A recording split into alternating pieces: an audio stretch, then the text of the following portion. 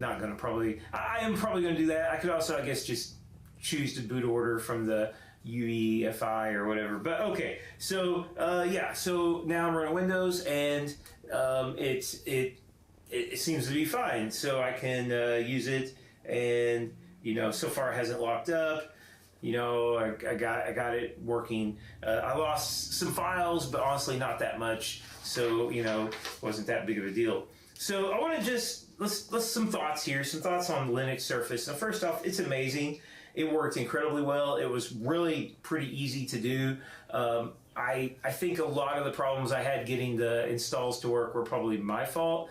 Many of them I tried several. People were like, "Why did you try this one?" Oh, I tried Mint. I tried a bunch of them, and like I don't even know the names of them. I was just trying them. I tried like the Ubuntu. I tried was the fourth one. I started with Red Hat, and that one. But these things they didn't, And there's a lot of information. If you look it up, you'll find that Microsoft Surface would used to boot and install, and then they changed some things in the firmware and it wasn't doing it so well. Okay, so anyway, once I got Ubuntu running and I spent some time with it. Oh, okay, once I got Ubuntu running and I spent some time with it, it wasn't perfect. One of the things that bothered me is that it would flicker the brightness, because it was like always, and there's probably an easy way to turn this off, but like the brightness, the camera would, like, I guess, in a darker room, and even if my hand kind of brushed across the top of the bezel there, it would start flickering a little bit. There's probably a way to turn that off. I'm sure that's a setting. That's on me. This was annoying. I wanted to use Krita for painting, and it wouldn't install. It installed, but it wouldn't run. It just kept crashing. Tried a couple times. Multi-touch and the stylus were excellent, though. I installed GIMP and I played around with that. I didn't really like it very much because I'm used to Photoshop, and I didn't spend hardly any time on it. So it could be great. It could be the best software ever, and I didn't spend enough time using it. I've always wanted to try it, but after a few minutes, I was like, okay, I need to learn this, and then I probably never will. The on-screen keyboard was really small. This has a really great on the Surface, the built-in one, I guess for Microsoft in tablet mode or whatever. It's a great on-screen keyboard. It's really easy to type on. That's probably not a big deal. I mean, yeah. And I wanted to use Autodesk Sketchbook, which is one of my all-time favorite drawing programs. It's discontinued now, but the install for Windows is great. And that would not, since it's for Windows, they don't have a Linux version of that. All right. So anyway, some final thoughts on my video blowing up. I just don't take YouTube seriously. Like I never have. Like I don't really, like I don't consider myself a content creator. I've just made videos for fun for a while. I've been posting videos for 8 years, and I don't think I've ever said smash that like button. I don't say like and subscribe because honestly I don't care. Like I don't want to make money off this. I don't monetize. I don't, like, I have no real illusions of grandeur that I'm more important or that people need to watch me. I just enjoy making videos, and if somebody is on the same wavelength or not or whatever, I like the video communication aspect of it. My videos, I've had a handful with a few thousand. I've got some camera reviews, bike reviews, and some things. Generally, the videos I've made that might help somebody solve a problem have always been the more popular one, or help somebody make a decision. I'm not looking to be a star on YouTube. I just like to post videos. So this thing blowing up just kind of blew my mind. I had no expectation of it. I mean, to me, it was just an interesting, funny story. I didn't do nothing to promote it. I didn't post it. I never post I don't post any videos anywhere. I just post them on YouTube, and I'm like, there it is. And if people find it, I guess people found it. And yeah, I saw it on Reddit. I didn't post it on Reddit. Somebody posted it on Reddit. I saw it floating around, so I was like, wow, that's crazy. Comments. I've always loved getting comments on videos. It's always really made my day when I see comments, because I'm like, somebody cared enough about my video to comment on it. And usually, a lot of times people asking a question or maybe thanking me or providing me some more information. I love comments. I've always been excited. I'm like, ooh, YouTube comments, sweet. Well, this is almost like the opposite now. I mean, I've had so many comments, and there were so many cool ones. There were so many cool reactions. There were so many positive reactions, so many supportive and just genuinely helpful comments. There was a lot of really cool people trying to help. There were some negative ones. A couple that were just like, I was like, oh wow, you must be having a really bad day. You must be a really sad, hateful person. But here's the crazy thing: every comment makes the video, you know, I mean, you may hate a video, so you comment on it, and guess what? You just promoted it. You're promoting something, you know. So it's going to get shown more. Comments, you know, are a great way to promote a video. So obviously, yeah, thank you for the negative comments. Thank you for the positive comments. And honestly, most of them were positive, which blows my mind. I'm surprised there's not more hateful people out there on YouTube. I've got more subscriptions in 8 days than I had in years. Like, I think I went from like 1,100 to like 1,600 subscriptions or something. That's insane. I don't plan to make any more Linux content, to be honest with you, but I do want to keep exploring it, and I might. But there's people out there, like several of the comments did say, this isn't my wheelhouse, you know. The reason I posted a video is because there's almost nothing out there about this. I'm sure this has happened to other people who don't buy, you know, I didn't buy this laptop from some shady dude, you know. This is like a reputable company, and this shouldn't have happened. So somebody made a mistake. I don't know if it was, I'm assuming it's MasterCard, since it happened 4 years after I bought it. So, I mean, the reason I made a video, I'm trying to help people that this could happen to. And I wanted to share this interesting story. I definitely, you know, a lot of my comments were about how huge MasterCard is, and how, you know, they're this multi-billion-dollar company and blah, blah, blah. It wouldn't really matter if it's a tiny company or big company. It really, that was kind of silly to me. It doesn't matter.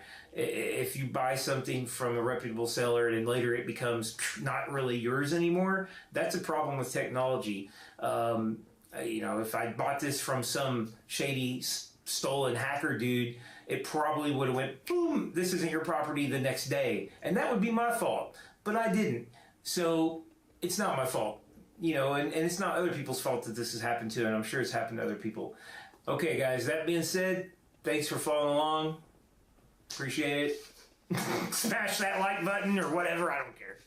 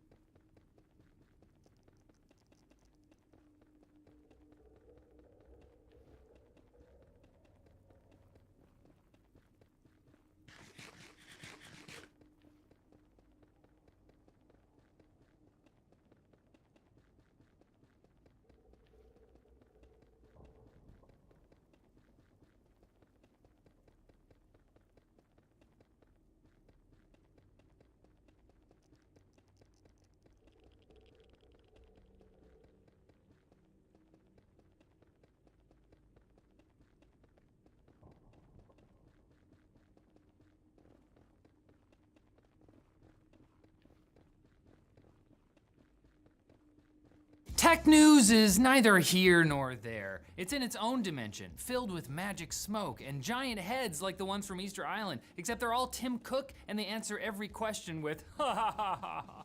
No.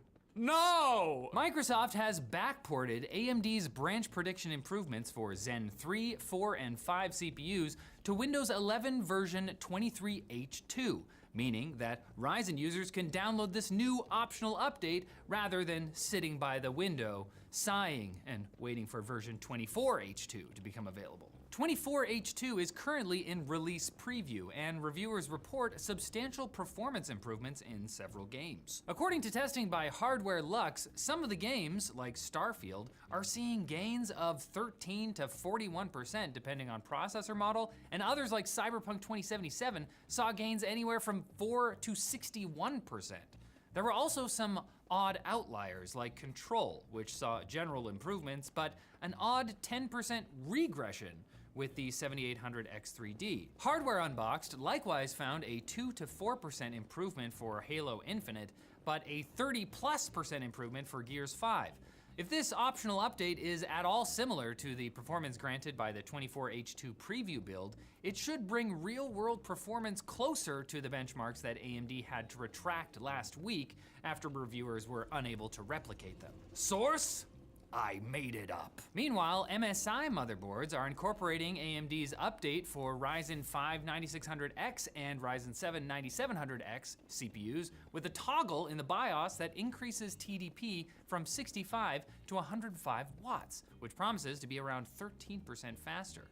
It's not downloading more RAM, but it's close enough. Both iFixit and Jerry Rig Everything performed teardowns of Google's upcoming Pixel 9 Pro XL to test the company's claims of a twofold increase in durability. You can hit it with 2 hammers now, and it will still break. While the phone was indeed more durable over the past Pixel generation, it was also significantly more complicated to repair, with plenty of hidden screws and fiddly brackets, the worst kind of bracket. It's like you're trying to get to second base with a robot who is also Jigsaw's daughter. Would you like to play a game with my robot daughter?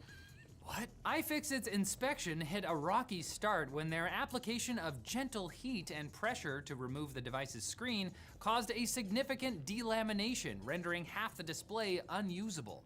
Though luckily for this generation, Google has implemented a dual entry design that allows the user to open the device from the back in order to replace the battery, meaning users will be able to avoid removing the comparatively fragile screen. While the Pro XL's XXL battery comes with a pair of deceptively handy-looking pull tabs, they were apparently just for show.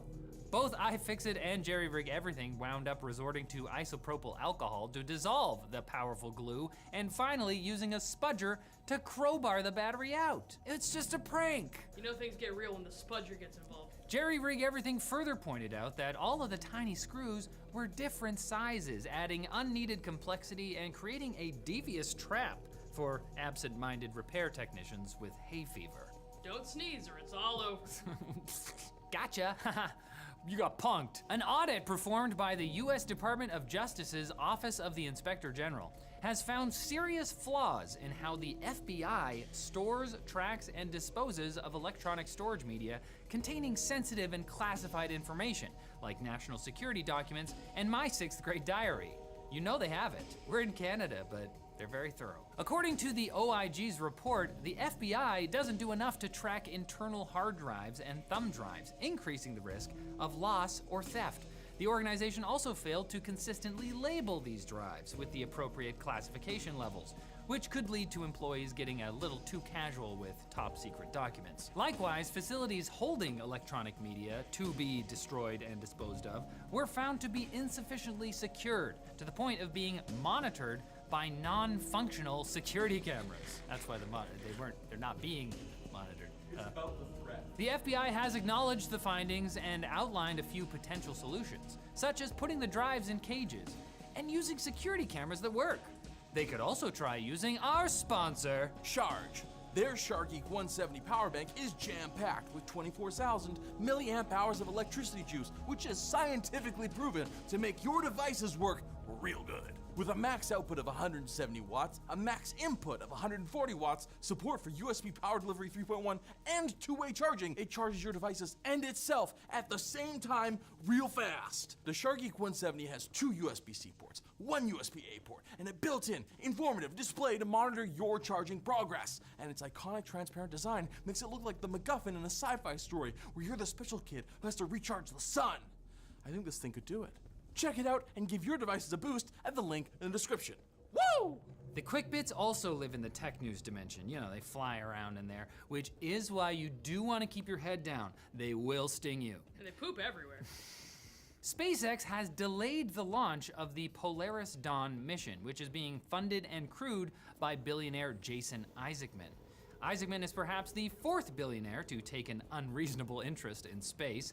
If it happens one more time, I can fill out my punch card and get a free sub. I can just take all my money up there and then it'll just be me and my money. It'll be perfect. The Polaris Dawn mission will be the farthest crewed space flight in 50 years. What's a few more days? In more unfortunate SpaceX news, one of their Falcon 9 rockets tipped over and fell into the ocean Did you know that today. if you want to play Minecraft and have a vanilla... Oh no! No! In the rocket's defense, it had completed 23 successful flights. It deserved a beach day. We're out here supporting the Falcon rockets. You guys work hard. I want to see the Falcon 9 rockets unionized. Signs of upcoming AMD hardware has been spotted online. BenchLeaks tweeted some Geekbench results for a system with a device ID of GFX1201, which was previously associated with Navi 48, a GPU that will power at least one Radeon RX 8000 series graphics card. Hopefully, the RX 8600, because these results place it between the 7700 XT and 7800 XT. Did you know But you're that a if you want to handheld play gamer now. Minecraft You don't and care have a- about desktop GPUs. You want me to Today- move on to this 96-core Zen Go 5-based there. Please Ryzen note, Threadripper Folia is CPU in spotted in alpha a shipping state, means manifest. it's not Looks suitable cool. I don't for know when it's production. coming. That And is also, why I don't know why you would care more about the that. You address can't of install it, as that you can see, I in your copied handheld it either. You're a quirky one. right We're going here. to figure you out, though. Here. Gannett, the Work for largest you. newspaper They call publisher in the Google U.S., has paper. decided to You can shut see down type its right here. USA And Today down below product review is website, how to compile Reviewed, jar blaming source. changes So to first of- Google's algorithm affecting search traffic. So far, so normal, sadly. But it's notable that the site's own unionized staff accused Gannett of using it to publish AI-written articles just last October. Suspicions were raised not just by the article's strange, stilted writing, but also by the fact that several articles were structured near identically to one another. Further, the authors cited in the bylines seemed to have no other traceable web presence, making them either AI fabrications or privacy-conscious ghosts with a passion for consumer journalism. I know which one I prefer. They just left us too soon They had unfinished business. for some spooky reporting. Researchers from Google and Tel Aviv University have revealed Game Engine. Oh, I get it. An AI model that can act as a game engine. This was demonstrated by its ability to interactively generate 1993's Doom in real time using techniques similar to Stable Diffusion. Game Engine can apparently run, quotes, Doom at over 20 FPS using a single tensor processing unit, and human testers were only able to distinguish genuine clips lasting a few seconds from these generated clips around 60% of the time. Now, does this mean that we are essentially forcing a computer to hallucinate demons? Yes, you truly can run Doom on everything. And the world's first online accessible bioprocessor is now available to almost anyone. Final Spark's Neural Platform is a service that allows remote access to 16 human brain organoids, basically little meatballs made from brain cells. Since we last reported on this in May, Final Spark has now opened up paid 24/7 access to their weird wetware. For academic customers, it costs $500 per month, while industrial users can get a quote for access to a sin against nature. I'm joking here. Brain organoids like this have been used in robotics research and are also helping search for a cure for Parkinson's disease. It's a welcome redemption arc for meatballs, which are mostly known for causing heart disease. It's $600 a month if you want it with oregano. Just don't ask them if they're alive. And we're known to give you more tech news, if you come back on Friday, that is. It's like training your very own human brain bioprocessor.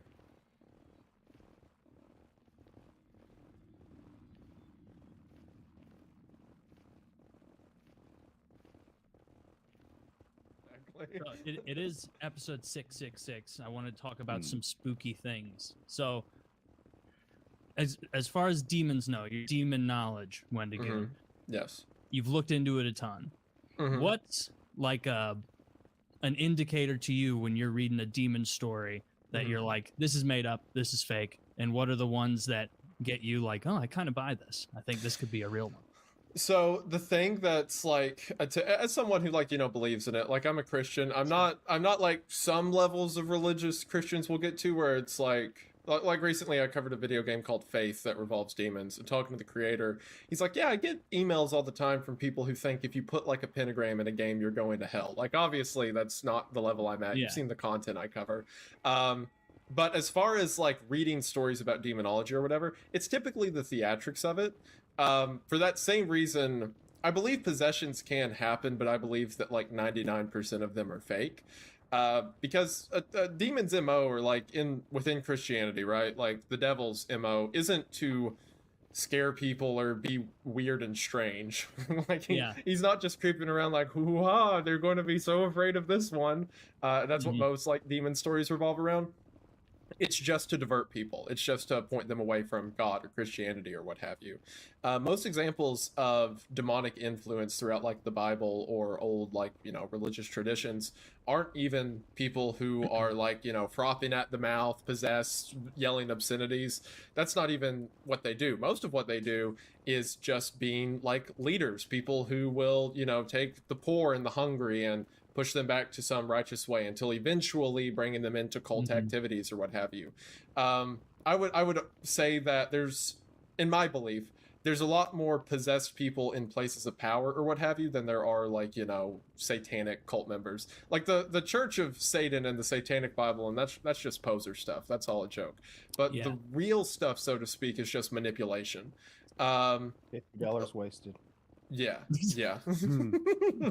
Lifetime membership fee for Kyle. There's like Rube. I pay dues, god damn it. This is horse shit. The one thing that like I've researched lately, there's kind of a white whale for me in demonology of like something that I think would make a really cool video that I think I could dissect, but I'm a little afraid to. Is this thing called the Lesser Key of Solomon. Are you familiar with it? Is anyone familiar with it? So I think I have heard of this, yes. Yeah, so the Lesser Key of Solomon is a book that was its final version, like the version that exists now was assembled around like 1720, like just pre-America or pre, you know, government America. But the writings of it supposedly trace all the way back to like 800, 900 BC. So in the original like Judaism lore, and by extension Christianity, but primarily Judaism, when Solomon, the son of King David, built the temple in Jerusalem, he used all of his wisdom and power to do it. It's believed in most Abrahamic religions that Solomon was the wisest man who ever lived because he asked the Lord for wisdom, the Lord gave him wisdom, blah, blah, blah. So Solomon, being the wisest man who ever lived, was able to use a lot of powers of spirituality to build the temple. And again, in Judaism, it's believed, maybe not in their canon, but at least in, you know, Judaism adjacent beliefs, that he effectively enslaved several demons to commission the building of the temple. That's how the temple was built in record time. There's all this weird stuff with the temple, like the geometry of it is so perfectly done, like the way the walls are cut, it doesn't make sense for something done, you know, in BC time period. It's like an architectural marvel for the time that it was built. So one of the beliefs is that he used demons to do that. The Lesser Key of Solomon was supposedly assembled by his workers, or the human workers at least, in the construction of the temple. The Masons, as they were called, which is where the Freemasons eventually get their name. They use a lot of the symbols and stuff from Solomon's builders. And there's whole connections between demonology and Freemasonry. That's another can of worms. But with the construction of Solomon's temple, it's believed that perhaps he enslaved demons. So a book called The Lesser Key of Solomon is the traditional beliefs of supposedly how Solomon managed to enslave these demons. So it is a book that is made up of 72 different demons that describes their name, their MO, what they do, what they look like, how they appear, as well as summoning rituals. So like the things you're supposed to draw, the things you have to do to bring them in. And going back to what I mentioned earlier of like the thing that tips me off demon stories are fake is the theatrics of it. The way that like you summon most of the demons in this book is like, forget to pray for a day. Or yeah, exactly, yeah, it's which is so much more menacing than just like, oh, dude, you know, cut yourself and draw blood or whatever. I need a bunch of chickens and exactly. It'll be like, forget to pray for a day, or don't spend any money today. Instead, leave it near your bed, or like put the money under your bed, or stuff like that. Like these subtle things that you don't think about at once, but it slowly lulls you into this idea of either self-reliance or trusting a demon in some sense. Stop looking to God for all your answers. Just, you can take care of yourself. You should be looking to yourself for answers. And then by the end of it, it gives you summoning rituals and what you can ask of these demons. So there's some that will give you wealth, there's some that will give you love. And again, the most demonic stories in pop culture are around, you know, oh, this demon wants to damn your soul to hell, they want to curse you and blah blah blah. But again, the way it's normally given throughout Christianity's lore is they want to give you good things. They want you to trust them. They want you to come over to their side because their ultimate goal is to point you away from what's true and holy. So because of that, there's nothing in the Lesser Key of Solomon that says, and if you do this, your house will burn down, or you have to sacrifice your firstborn. It's all like, you'll get money, and then everything will be good. Look at that, you did it yourself. And because of that, it is the most menacing. It scares me so much. The concepts of it, it bothers me. Because like, yeah, you hear all these stories, like you on YouTube, how many, you know, oh, summoning the devil at 3 a.m. videos, whatever. Like, all those are clearly fake. But if someone was to do like a Lesser Key of Solomon, they're like, oh, look at that. My stocks went up this week. How lovely. Absolutely not. It terrifies me. So I've thought about doing a video on that. But again, as someone who truly does believe in it, at least to a degree, I am so afraid of like being like, okay, hey kids, so this is the demon's name, and here's his sigil. Be sure to draw this on your bathtub or whatever. Like, yeah.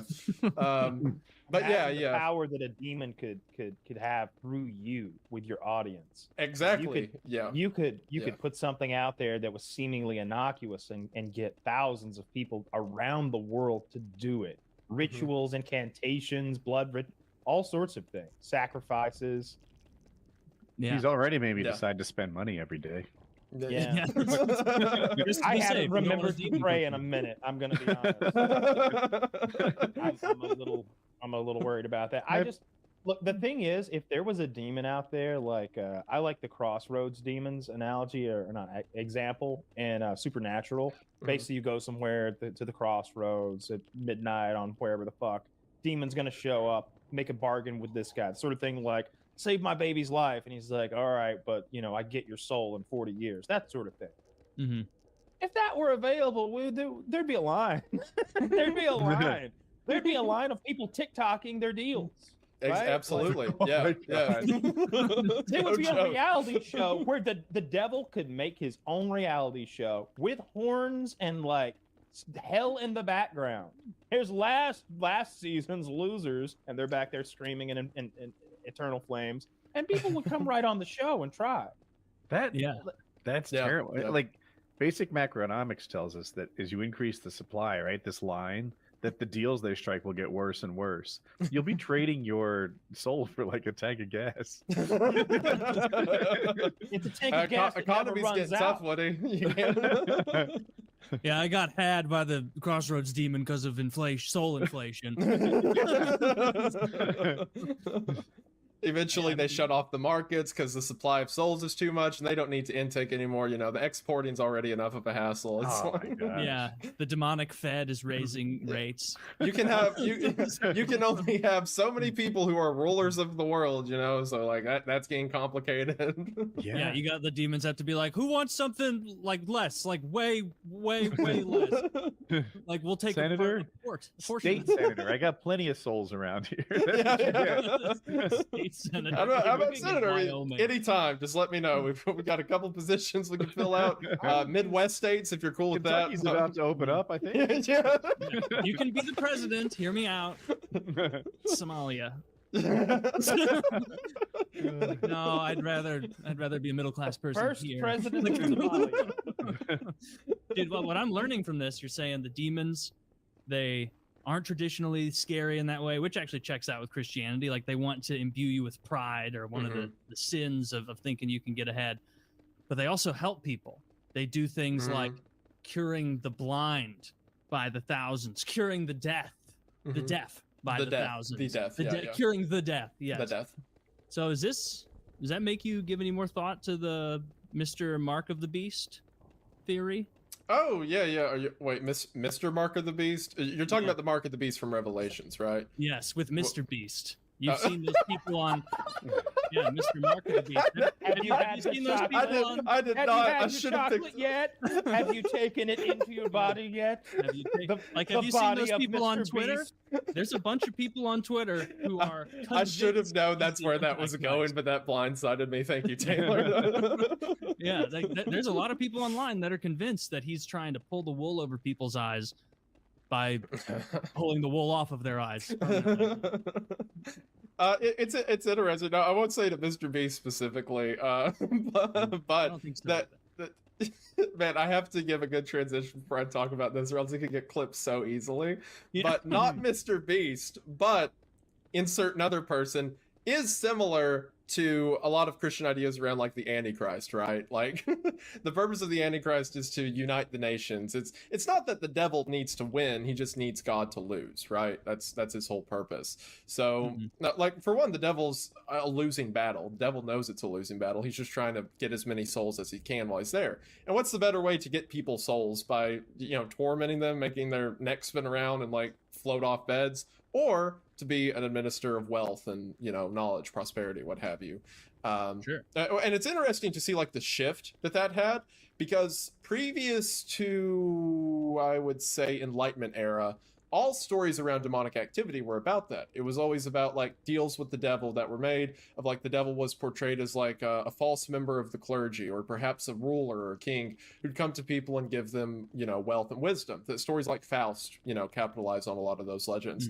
But then after the Enlightenment era, in time where it like the religious tone shifted from God being prosperous, the devil being prosperous, but God being a true prosper in like the afterlife. Once it shifted to these kind of black and white ideas of good and evil, like the devil, pitchfork, horns, going around trying to torment people. Once that cultural idea shifted, then our stories around the devil shifted. It went from kind of this person who wants to give you what you want into someone trying to trick you, or someone nefarious looking to cause harm or kill as many people as he can. But again, to Christianity and Judaism, that's not his MO. That's not what he's trying to do. I could believe that about the devil. That makes sense. If you've got some sort of figurehead, he's got his own plans. Yeah. But what about a rogue demon? That seems more interesting to me. So that's an interesting point, and something I think about a lot with these things, because there, again, a lot of the stories in the Bible around demon, like he's described, or around the devil, Satan's described as the morning star, right? He's described as beautiful, conniving, wise, and stuff like that. But there's also stories about unwise demons, seem like you said, rogue demons, just their own things. Like, for example, the story of the maniac from Gader. He was a guy said to be possessed by thousands of demons, and he would wander the tombs himself. He had broken chains because the people of the village tried to chain him, and he would snap the chains and run into the countryside. And whenever he approached Jesus, and Jesus looked at him and he fell to the ground, Jesus said, "Who art thou?" And the maniac replied, "We are legion.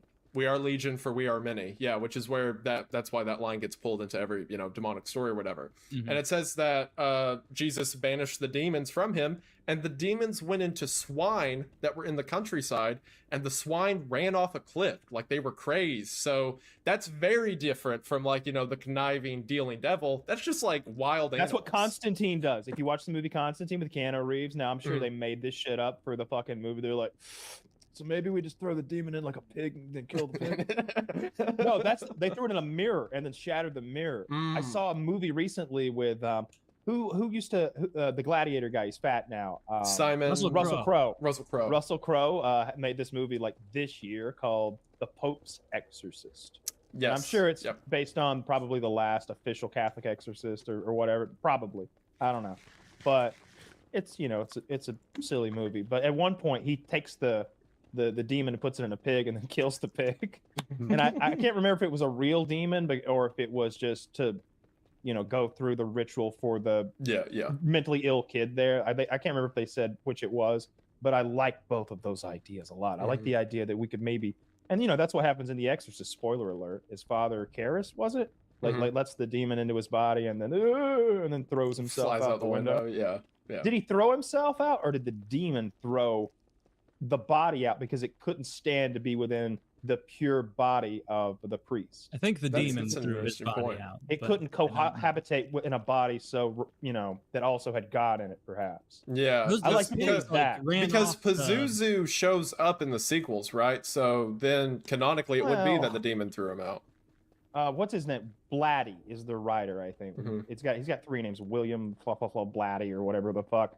Exorcist 3 is the true kind of sequel. Yeah, if you've yeah. ever seen that, it's tremendous. It's It's a very good movie. good. Good movie. Yeah, and I don't know. The demon, of course, wouldn't tell you whether he lost or won in the first movie, I suppose. But if you know what happened, it seems like he pretty much won. The priest is dead. The demon isn't. Yeah, and the But, priest suffers for all that time, like this, just having to watch behind the eyes as he kills children and does all sorts of horrible things. Are there any world leaders now, maybe of religious groups or whatever, that you look at and you're a little wary of? You seem a little Taylor Swift. little demonic. You think Taylor Swift? She does have a Leader good of the biggest reputation. religious She did. She organization did the that I'm thing. aware She did of. the thing. Did she? Wait, what does that thing mean, Wendy? Oh,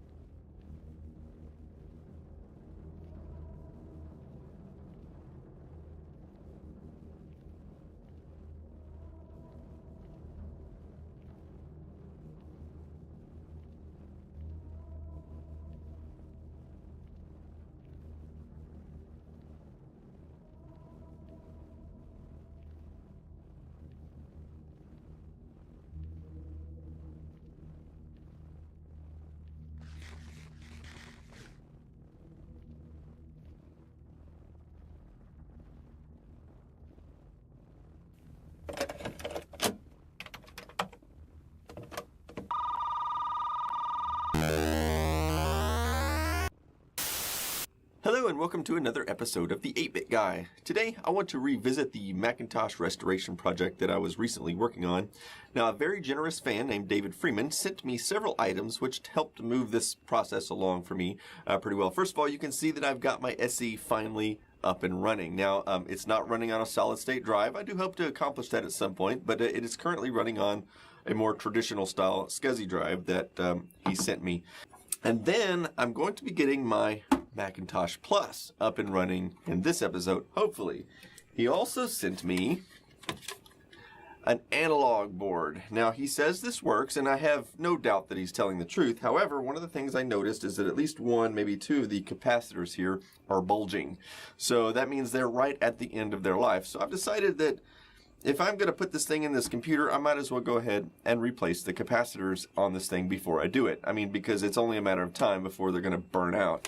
So, before I get started, I wanted to tackle a question that a lot of people ask me. They want to know, are these machines good machines for a collector maybe to start off with as far as getting into a vintage computer?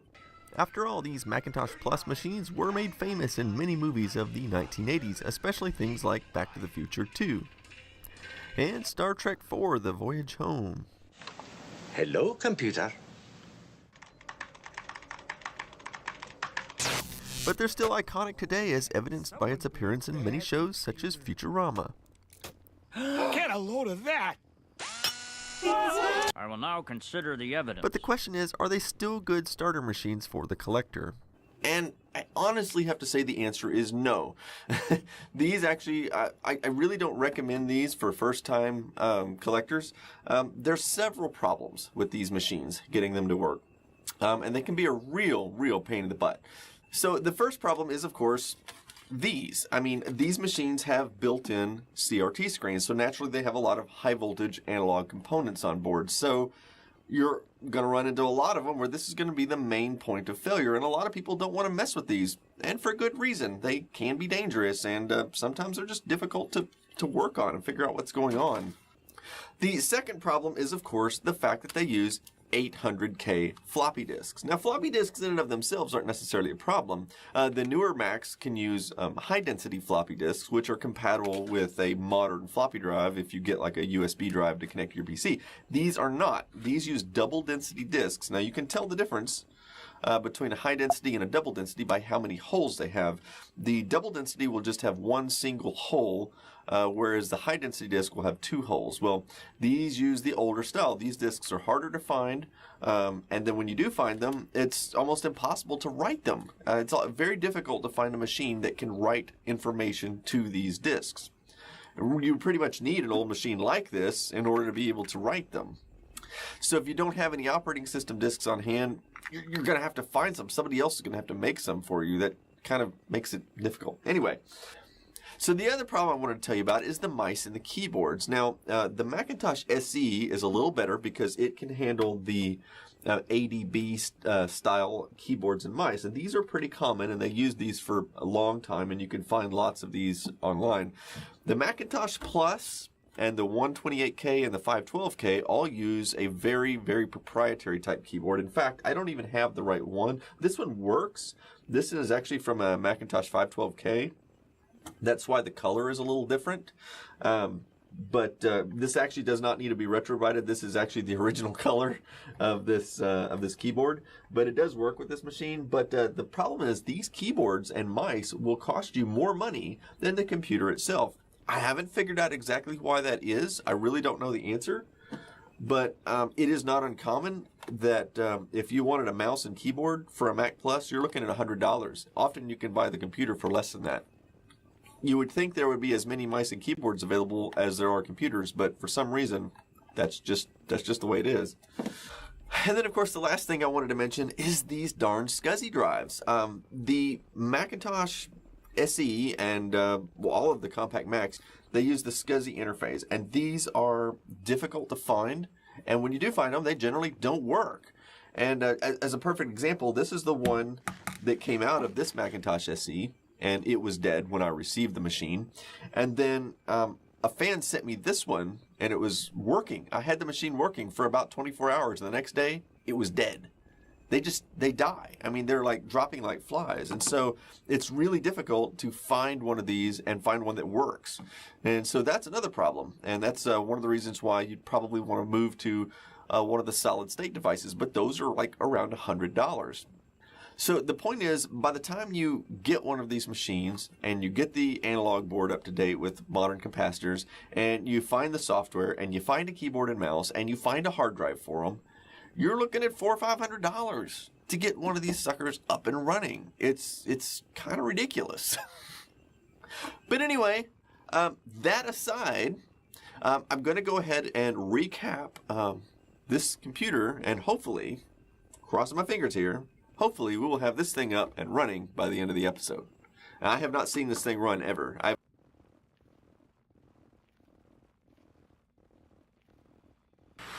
Oh, hello guys and gals. Today's video is sponsored by our friends over at Vessi. It's actually a shoe brand I've been wearing for a few years now. And let me tell you the highlight marquee feature: waterproof shoes. Have you ever had an inkling to run around in the rain or actually step in a puddle? I know you get that feeling. Worse, waterproofing your dog real quick, classic, and get it paired today with an automatic 50. Read the title right. I'm thinking of quitting Linux and going back to Windows. No, this is not a joke. This is actually something that has been pondering in my head for the last couple of months, to be honest with you, okay?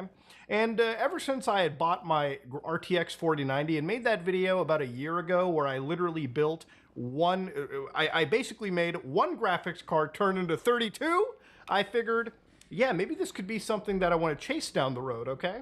So ladies and gentlemen, to start off with, I've been a Linux user primarily on my channel for 4 years now. I've been basically talking about how awesome Linux is, I've been pushing it, and I've been kind of what I believe to be a bit of an evangelist about it, okay? Yes, I have to tell people like you that I use Arch Linux, all right? I'm sorry, ever since I installed it, there's this weird brain worm that I've gotten in me that is impossible to remove, okay? There's like an aura of something you need to tell people all the time. But to give you an idea, I don't hate Windows, and I'm not going to shame anybody for using Windows. I know that I made plenty of videos ripping on Microsoft Windows all the time, and that's because of shitty decisions that Microsoft has made in regards to things like Copilot, and the fact that I genuinely do not trust everything that Microsoft does as a company, especially when they're running bare metal on my system. So why am I making a video considering of going back in time? Well, ladies and gentlemen, if you're looking over here real quick, you can see that I've got a Steam page opened in an actual virtual machine right here. And this virtual machine, ladies and gentlemen, actually allows me to run full-on games like Yakuza Kiwami 2, no joke, right underneath an actual virtual machine using only one graphics card. At this moment in time, as I've launched this game, I am in fact splitting up my graphics card in real time, so I can use the same GPU in a virtual machine and my actual home computer, all right? Now, there's a couple of reasons why one would do this route, and I'll give you a real-world example right now. I use this to play Elden Ring co-op with the wife. So at the time, there was this mod called Seamless Co-op for Elden Ring, and it's a great mod that allows you to basically play the entire game of Elden Ring with your friends. So at the time, my wife's computer just couldn't run Elden Ring. I think her GPU was a little too old. So I was literally too lazy to go and upgrade the thing myself. So I decided to split my 4090 in half and basically let her play with one half of the 4090 and I played with one half. And we basically got all the way through Godric before we just stopped, okay? Like, it was one of those things where we played a hefty amount of the game and we were playing it, you know, high settings, 60 frames for both of us. And it was truly an impressive piece of technology.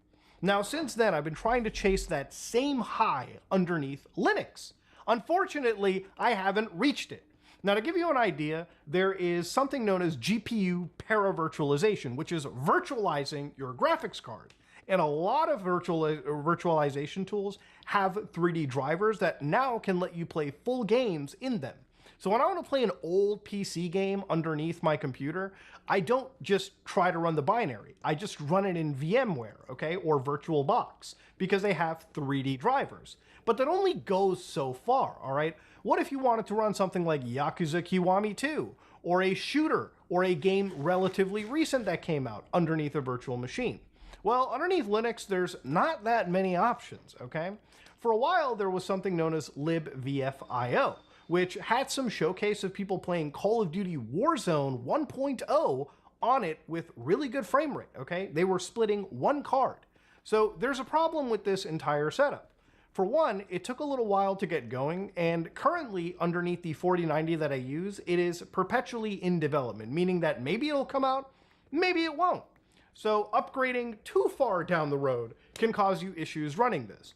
Now the other thing was something known as vGPU unlock, which required you to get access to NVIDIA's like developer business side of things, and basically modify or alter the driver of your actual like NVIDIA GPU so you could resemble something known as a quadro. So basically at a server level, what companies allow you to do is split or virtualize portions of your graphics cards, and this is something that's locked to big companies. And of course, when you get to a later point, you need to actually start patching your Linux kernel, and at this moment it becomes a matter of, do I really want to go through this for, you know, do I really want to go through the insane effort involved that's just not even going to be entirely functioning for me, provided when some of these like developer agreements go up or expiration dates start to hit. So later on, I looked into something known as VerGL, which was an actual graphics driver for QEMU.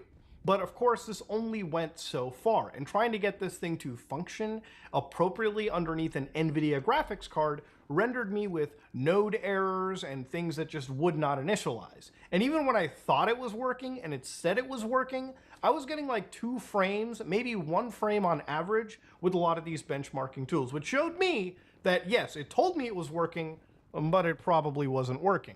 Now, I saw recently there was something known as VirtIO GPU Venus, which was something where I saw a few videos of some users playing Dead Space Remake at like 60 plus frames per second, Resident Evil 8 Village in a very, very impressive frame rate.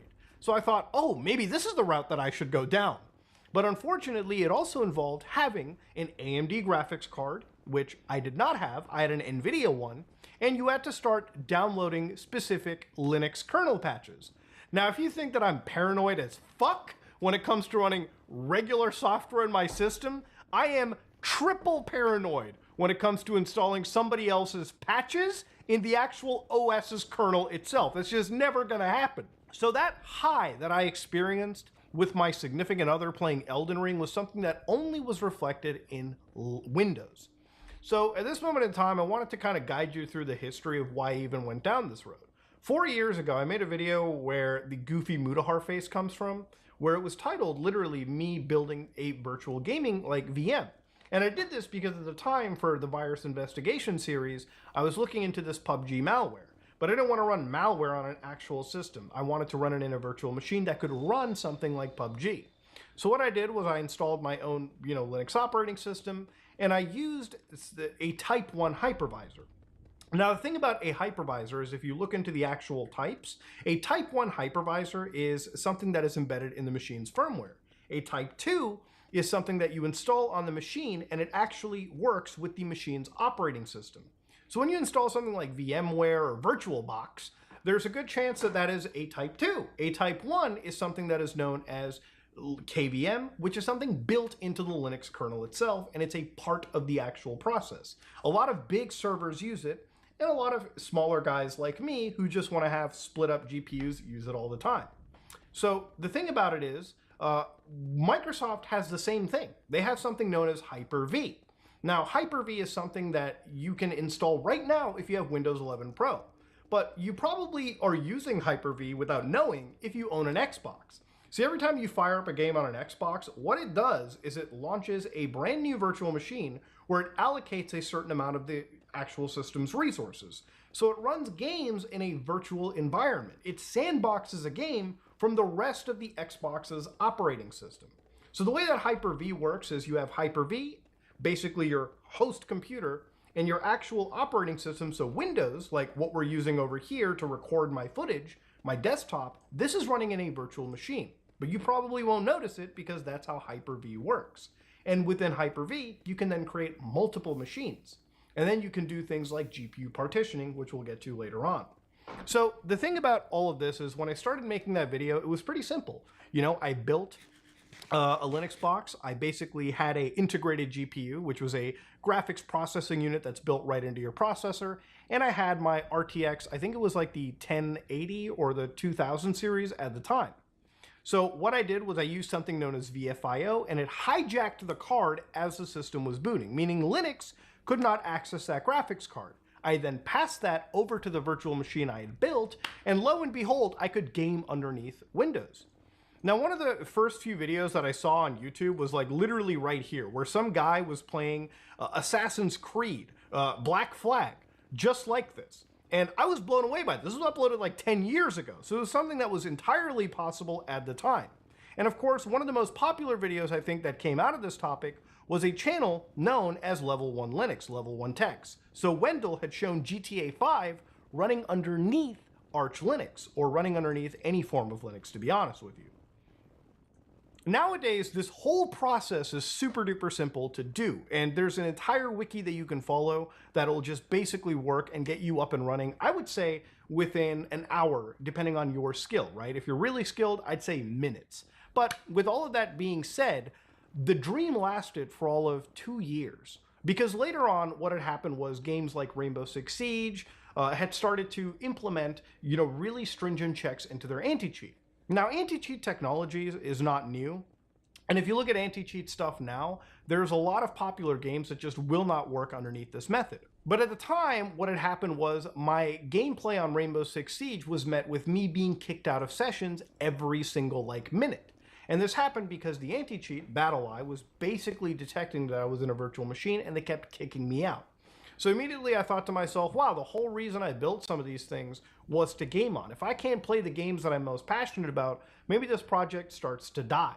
But then Valve had started to really put a lot of its time and money and focus into building the Proton systems. So nowadays, you might be using the Steam Deck, and the Steam Deck is truly a magical piece of brilliant engineering. It's one of the best handheld systems that I own, but a lot of it comes from Valve's Linux development. So basically, the way that Linux gaming works now is a lot of game developers and publishers develop Windows versions of games, but they don't have a financial incentive to build Linux versions of games. See, most of the world uses Windows, it's the entrenched operating system, and for the most part, it's a pretty decent OS. So when people are using Windows, all right, that's the primary operating system, and that's what games are developed for, that's what a lot of software is made for. Linux is more often an afterthought, and technologies like Proton and Wine, which translate Windows binaries on the fly for Linux-compliant POSIX calls, typically this is the best that developers and publishers are going to want to do. If it just works under this software stack, they're happy with it. Now, it's gotten so good that in the last couple years, it used to be 4 years ago when a brand new game would launch, you'd probably wait around a couple weeks for it to be playable. Now, games like Black Myth Wukong pretty much work right out of the box. I was playing this on the Muda console in my basement, which runs on SteamOS, a customized fork of Linux that literally gives you that SteamOS interface on an actual, box. I was playing it just fine on it, okay? Black Myth Wukong works great. Counter-Strike, because it's a Valve game, has an actual native Linux version. Dota 2. And of course, the fourth most played game, fucking PUBG, somehow with 720,000 players still on, that is obviously borked because of the fucking anti-cheat. Naraka Blade Point, Apex Legends, Once Human, GTA 5, Rust, Path of Exile, Elden Ring, a lot of these games work pretty well underneath Linux, okay? In fact, if anything, they're about as closest to the Windows experience as you're getting. So for anybody that's gaming, provided you're not playing fucking Call of Duty, which, sure, that might be the one game other than PUBG in this list that's completely borked, and Rainbow Six Siege, and for some reason EA Sports Football Club 24, which I heard is great, but it's not worth me installing Windows over. A lot of the stuff works just fine underneath actual Linux's Proton, and it works just as good as Windows. And honestly, if you sat down somebody and just hit the play button and gave them access to a game, they wouldn't even be able to tell what operating system they're playing on. It just works that good. So at this moment in time, I had done a little computer upgrade and I went to the RTX 4090. So I went from having 2 graphics cards in my computer to having 1 GPU. And the reason for that is the RTX 4090 is such a fucking behemoth of a card that you literally cannot fit anything underneath it or around it. That card will just absolutely take over your system. Now, it is a great card. For the price that you're getting, all right, you're getting a pretty strong GPU. The problem is, you can only have one of these things in your system. So I also have an AMD Ryzen CPU, which doesn't come with an integrated graphics card. So I decided to do something known as single GPU pass-through, where I was basically swapping my graphics card between operating systems like it was hot potato. So what I had done was I created a set of scripts that as I was launching a virtual machine, it would basically uninstall my graphics card, okay, unload it from my system, and just pass it over through a virtual machine. And boom, I'm playing Windows games. It would just be like a dual boot without actually going through the whole boot up part. Now, if I shut down Windows from my virtual machine, it would then basically reattach the graphics card back to the Linux virtual machine and fire up the desktop environment. So it's a pretty rough way, but you can use one graphics card across multiple operating systems. Now, the problem with this is compared to my original setup, my dream setup, this was one where I literally was just switching between operating systems and I lost some of that luster that I really cared for. So for instance, this is a diagram of my computer back in the day, okay, about a year or two ago. This box, this big box, represents my computer. Now my first operating system that I fire up is Linux, right? Denoted by 1, and this box that says Linux. Look, I'm not an artist, don't rip on me.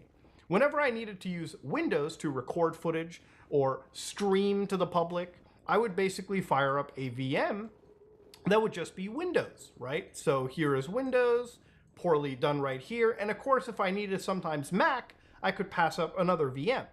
So the way that I would actually stream and record footage between this Windows was to use something known as Looking Glass, which was actually a piece of software that allowed me to capture the frame buffer from Windows and show it into Linux. So I could put it into OBS and just stream it out for people to watch. And so even if my Windows operating system crashed for whatever reason, it would just reboot and none of you would know that, you know, it would even have crashed. It was an insanely awesome piece of technology that I used when I had 2 graphics cards in my system. But obviously, since I went to a single GPU solution, this whole dream pretty much fucking died. Now, since a year ago, and I played Elden Ring with the misses, with 1 GPU, I've had this hankering to go back to GPU partitioning. So to give you an idea about how this shit actually works, I installed Windows in a second hard disk drive, and I actually have it running amongst my actual core system. So if you look real carefully over here, you can see that I've got a Windows system running on a 500 gigabyte SSD that I have plugged into my system right here. Now, in a lot of cases, this is a Windows operating system that just is minding its own business. It's running bare metal, and you can tell it because it's calculating the CPU just like it normally would. It's got 128 gigabytes of memory, and it's calculating all of my drives, SSDs, and it's even calculating everything on my actual GPU. Now, there's a lot of shame, obviously, involved with me if I had to switch back to Windows, but I wanted to look at the actual technologies that some of the community was coming up with to make the experience more like Linux and far less bloated than one would imagine. One of the actual tools that I saw was from a channel known as Chris Titus Tech, who is a pretty awesome Linux channel, but somebody that creates really amazing utilities to basically de-bloat Windows so you can get the most out of your hardware and the most, out of your actual system without dealing with all of the extra bloat that exists in Windows. So if you don't want shit like their AI, if you don't want even a calculator tool, you can basically get rid of whatever you wanted. But there are other tools. Obviously, one that I saw on Mental Outlaws channel, Kenny, he actually showed something known as Win11 debloat. Now, I don't personally think that debloating is all that important for Windows, just because I think that in a lot of cases, I compare it to like a car. People will be like, man, I could probably get some better gas mileage if I took out the passenger, seat out of my car and just threw it out. But yeah, you could get marginally better performance out of your vehicle. You just lose the ability to have a second person sitting in your vehicle, okay? Which might work for you if you have like no friends or anybody. I don't know how legal that might be. I wouldn't try it. But I kind of equate it to things like that. There's a lot of stuff that exists in Windows that you would consider bloat, but it might actually be required for another program to function or part of your actual software to work.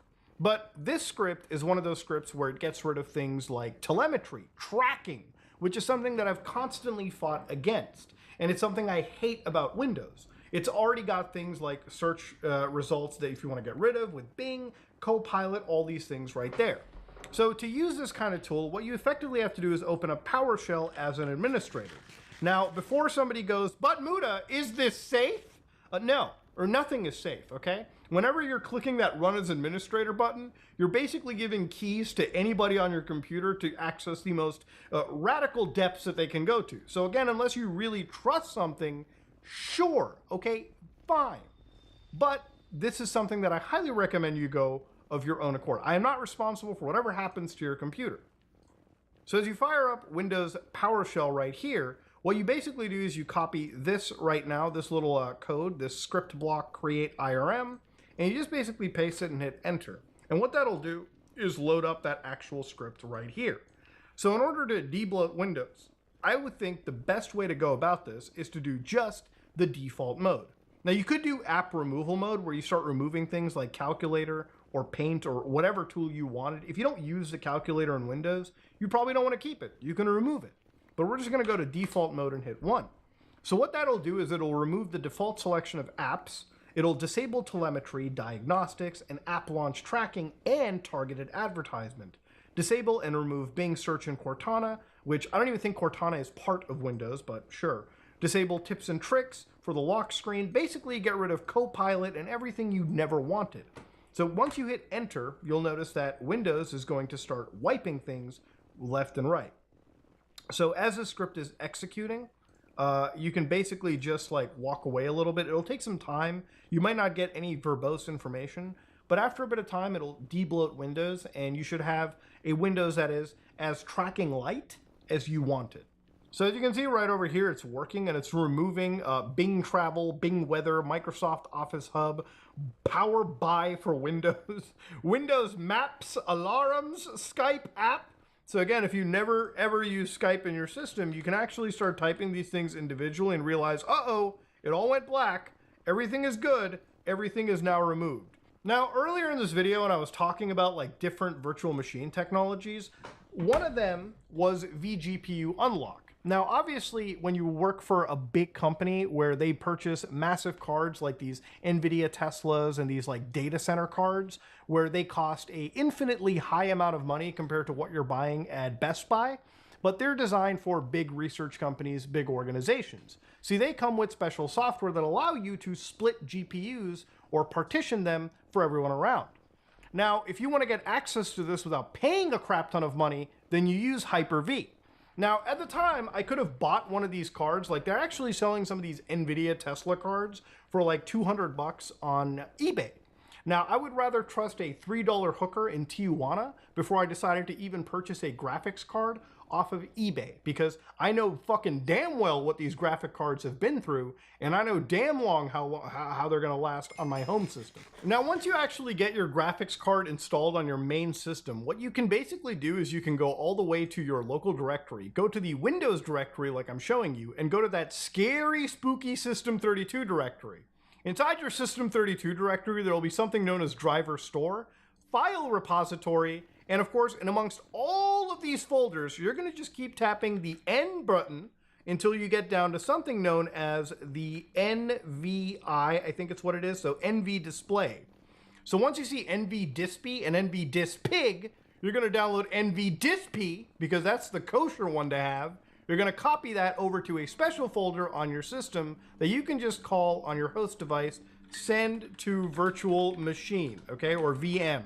And again, once you copy it over there, your next step is to go back to that System32 directory, and inside here, type in NV and then star.star, which will be your wildcard, and you're going to give it a little bit of time to search through this directory until this little magnifying glass stops shaking, and you're going to basically Control A to highlight everything in this directory, and just Control C, copy it, and copy it to a special folder where you have all of this stuff ready to go. Now, once all of this is copied, okay, you're going to go into your virtual machine directory, your Hyper-V manager. You're going to create a new virtual machine. And in the new virtual machine, what you're effectively going to do is specify a specific name. So you can call this, I don't know, I guess, GPU if you wanted to make it really easy. When you go to a specific generation, you want to make sure these are in generation 2. All right, generation 1 will not work, so don't even bother going there. When it comes to memory, depending on how much memory you have in your system, give it a healthy amount. I have 128 gigabytes. I decided to give a virtual machine 20 of those gigabytes, okay? I'm sure both systems will be just fine. Of course, in your networking, make sure you select a default switch. And when it comes to hard drive, give it like 200 gigabytes or however much you want to give it.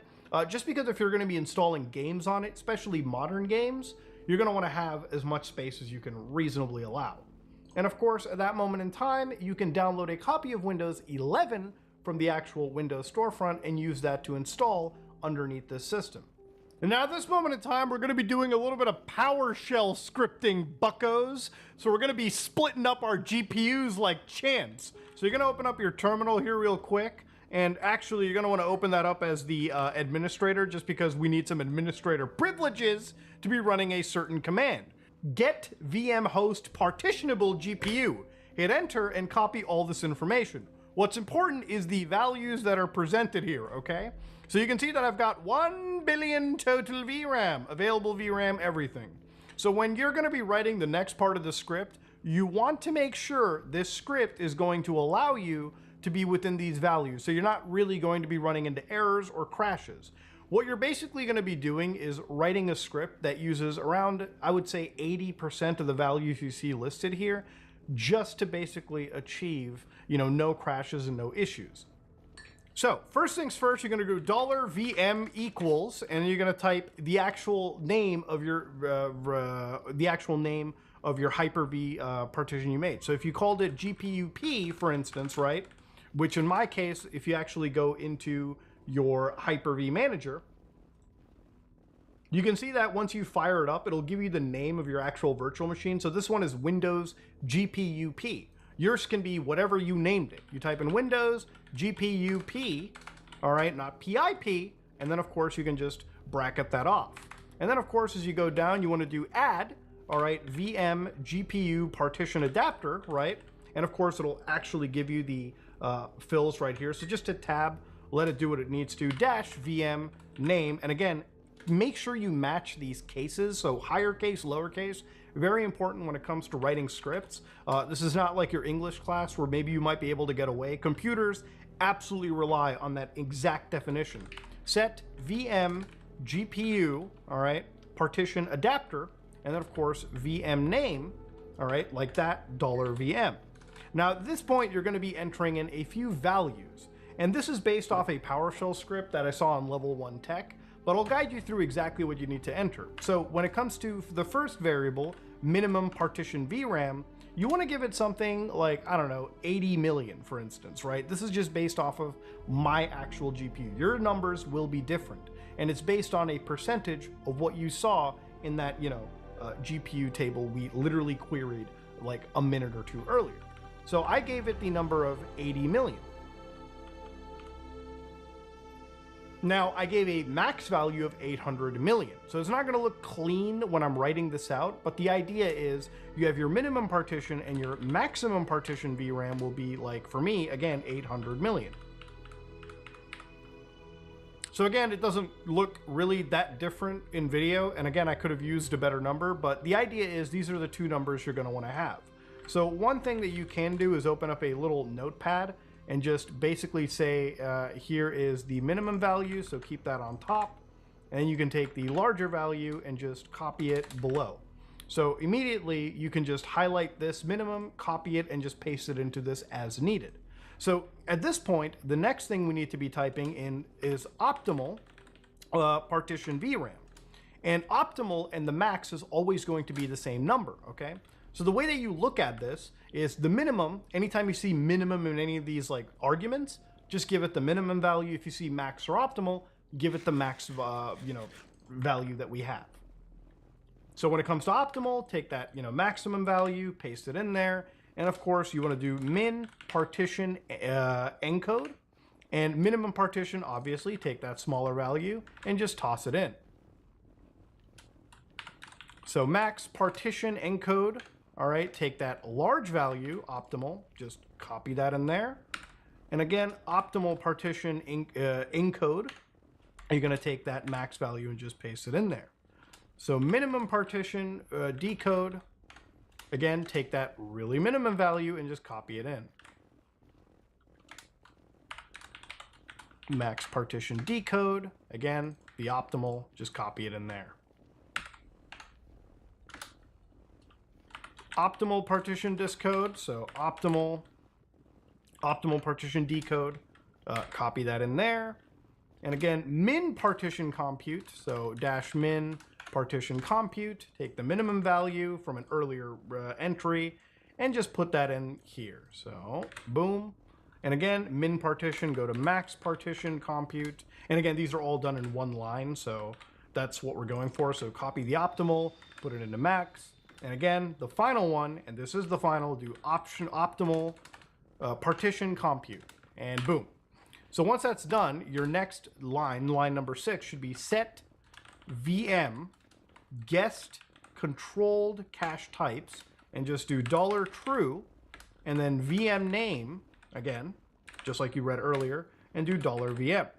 So then you want to do set VM, you want to do low memory mapped IO space, and give it something like 1G lowercase b dash VM name, and then do $VM.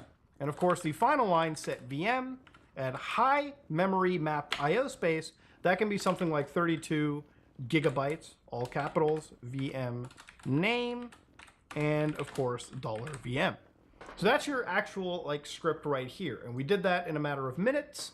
And the reason why I want you to go down this road and not download a script from somebody else is because A, this is going to help you learn what you're doing, and B, a lot of those scripts may end up just having issues where you might not be able to get the intended effect. This will work.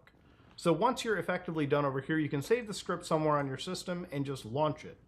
Now, if you hit the play button, you might have an issue with execution policy, which if it tells you that, open up a terminal prompt, go to run as administrator, and inside your terminal prompt, you want to type in the word set execution policy unrestricted. And once you've done that, it'll give you a little warning, just say yes to it. Then you can run these scripts and they should just run within a second, and it should all be done on your virtual machine. Now, if you go to your VM right here, back into it, you can go to Device Manager and notice that, yes, there is in fact an RTX 4090 that is in this device. Now, for me, it says it works properly. For you, it will not, because you haven't actually connected the drivers associated with it. So to do this, open up your actual thing in the Hyper-V Manager, go to Settings, and inside your settings where it says the hard drive, go to the hard drive, click on Browse, and it'll open this little like field, this little open box. Right-click on the actual like VHDX and just hit Mount.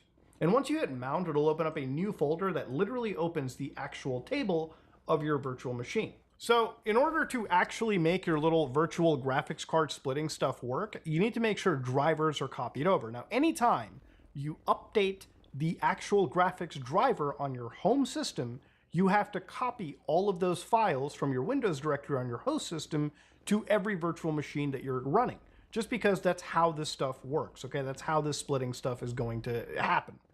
So at this moment in time on your actual virtual machine here, you go to the Windows directory, and what you're doing is you're going to System32. So down in the System32 directory, you're going to go to a folder known as Host Driver Store. Now, if you don't see this folder, and you probably won't, make this yourself. Again, same cases.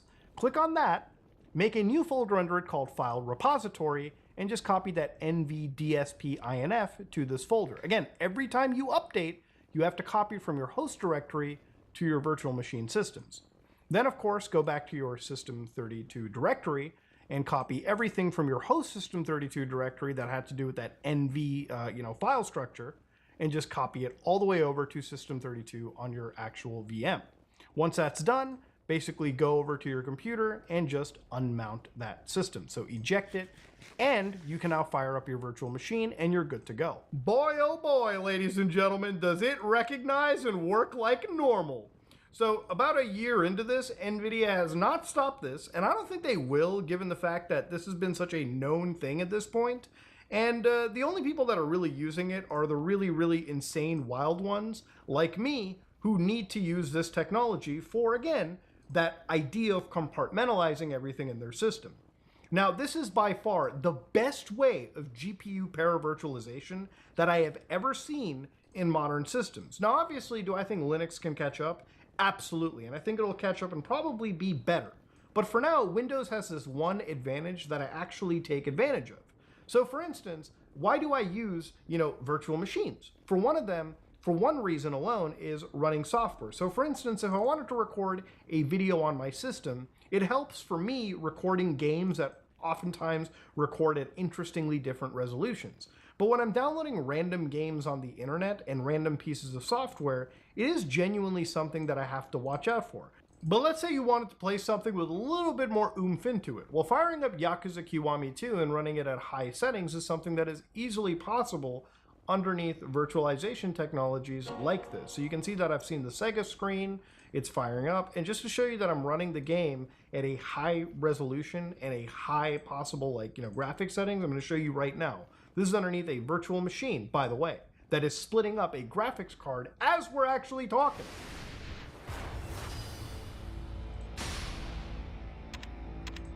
So here we're going to settings, we're going to graphic settings, okay? So you can see 1920 by 1080, 64 hertz, quality at ultra. Okay, now of course we can just hit continue, and of course we go to slot number 4, it loads up perfectly. It's almost indistinguishable from the bare metal system. It's running on an SSD, running with all the memory, and boom, here it is. You guys are playing Yakuza Kiwami 2 underneath an actual virtual machine like this. And of course, this whole thing can extend to other games as well. It's not just this one title.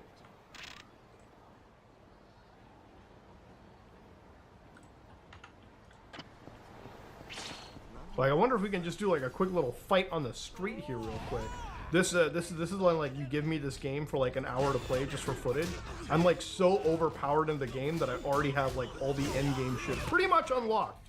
Nothing can defeat me in this game. I wonder if somebody actually believes this is what Japan is like, right? You walk down the street and you just see some dude in a suit going fucking full Dragon Ball Z on a guy. Dude, it's insane.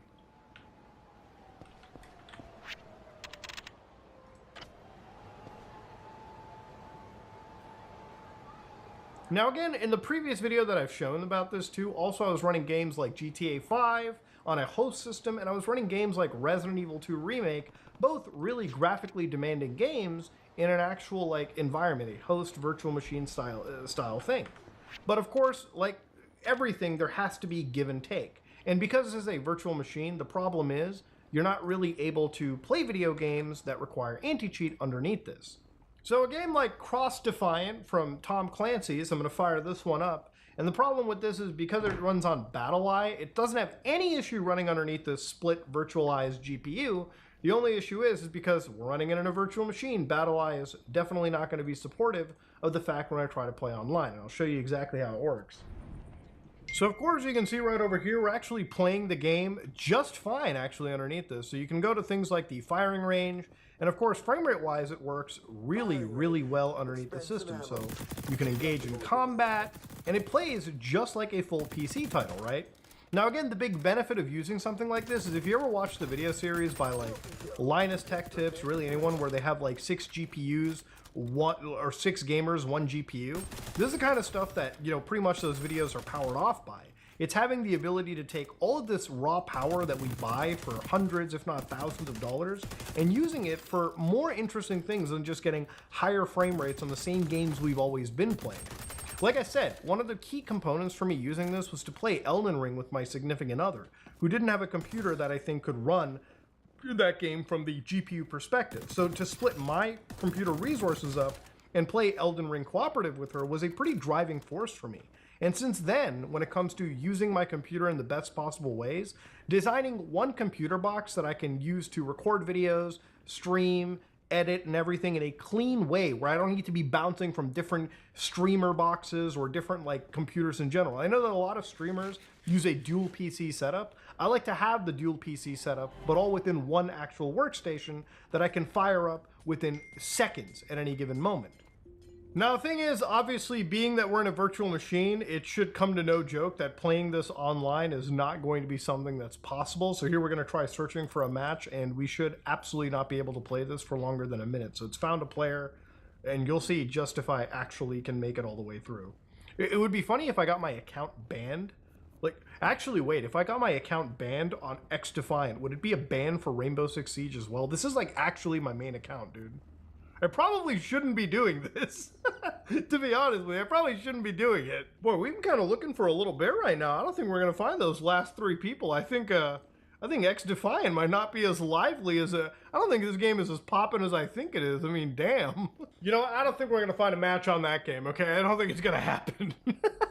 Sad as it sounds. So look, at the crux of it, the most important part of this video for me is having interesting virtual machine technologies that makes my entire computer just more easy for me to use, my workflow. So again, for me, a virtual machine is great because when I'm recording videos or I'm, you know, playing weird games or doing things, like even that game No Players Online, I was recording well in a virtual machine because yeah, it's cool that I'm playing games like that. I also don't trust random software.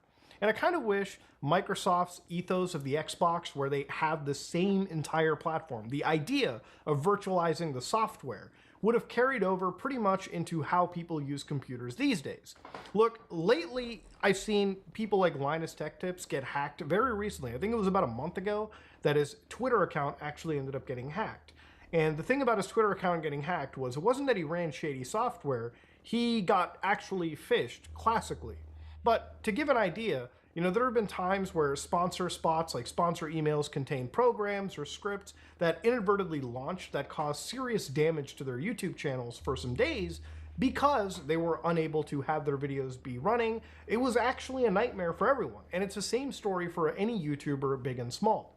So when I create virtual machines like this, it's not because I'm building these things out of like sheer nonsense. It's because compartmentalizing your system and running software in these entire VMs protects you from actual serious dangers on the internet. Serious dangers like those same sponsor scripts and those same scams that I was talking about.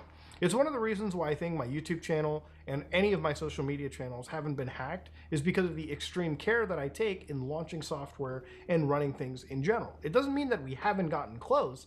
Obviously, getting phished is not something that is software dependent, it's something that is dependent on the person. And we've almost been phished before, as sad as it sounds. But when it comes to protecting yourself, logging into things like my YouTube channel is something that I have special virtual machines for that I log into simply to transfer files to and upload videos from. And after that, the VM is never used by yours truly. Until again, I need to upload a video or have a VM fired up just so I can read chat while I'm doing a live stream. These are things that I kind of feel most people should pick up, most people should try doing. And as of recently, Microsoft has probably the best virtual machine solution at this moment in time for gaming and splitting up that hardware on your system. That doesn't mean Linux won't get there, but yeah, it's one of the things that has made me consider honestly switching to Windows. And it's probably not just that, it has a little bit to do with gaming as well. Playing a lot of these online games that my friends play and constantly keep inviting me to is kind of impossible when I'm running Linux. And so everyone else gets to play a certain game, you know, like Warzone or Rainbow Six Siege, and I kind of have to sit there basically playing something that either is compatible or just not being so, you know, part in gaming nights. And sure, I could use the computer behind me, but part of me just wants to have one system where I can kind of have all of my cake and I can eat it too without any compromises. But it was one thing I've learned about extremely weird niche systems like this, is that compromise is just a part of life. So, ladies and gentlemen, I wanted to share why I'm considering switching back to Windows. Will I actually switch back? There is a 100% chance that I won't. The more I use Windows, the more I realize I'm actually trying to mimic the stuff that I miss from Linux. I've been such a Linux user for years now at this point that switching back to Windows might not even be something that I probably can figure out. There's still a million things that Windows is not good at. But when it comes to this one really awesome thing like GPU splitting, Windows is leading the charge. And I think a lot of this has to do with the fact that nobody's intervened, nobody's tried to stop this. And I'm kind of hoping that videos like this don't cause NVIDIA to decide to intervene and prevent stuff like this from happening, or Microsoft to limit this to more higher-end workstation systems. But, ladies and gentlemen, this is me, Mutahar, and yeah, Windows is wild. It has some certain W's in a field of L's. I am out. Hello everybody, today we are going to be talking about the disturbing and controversial video game.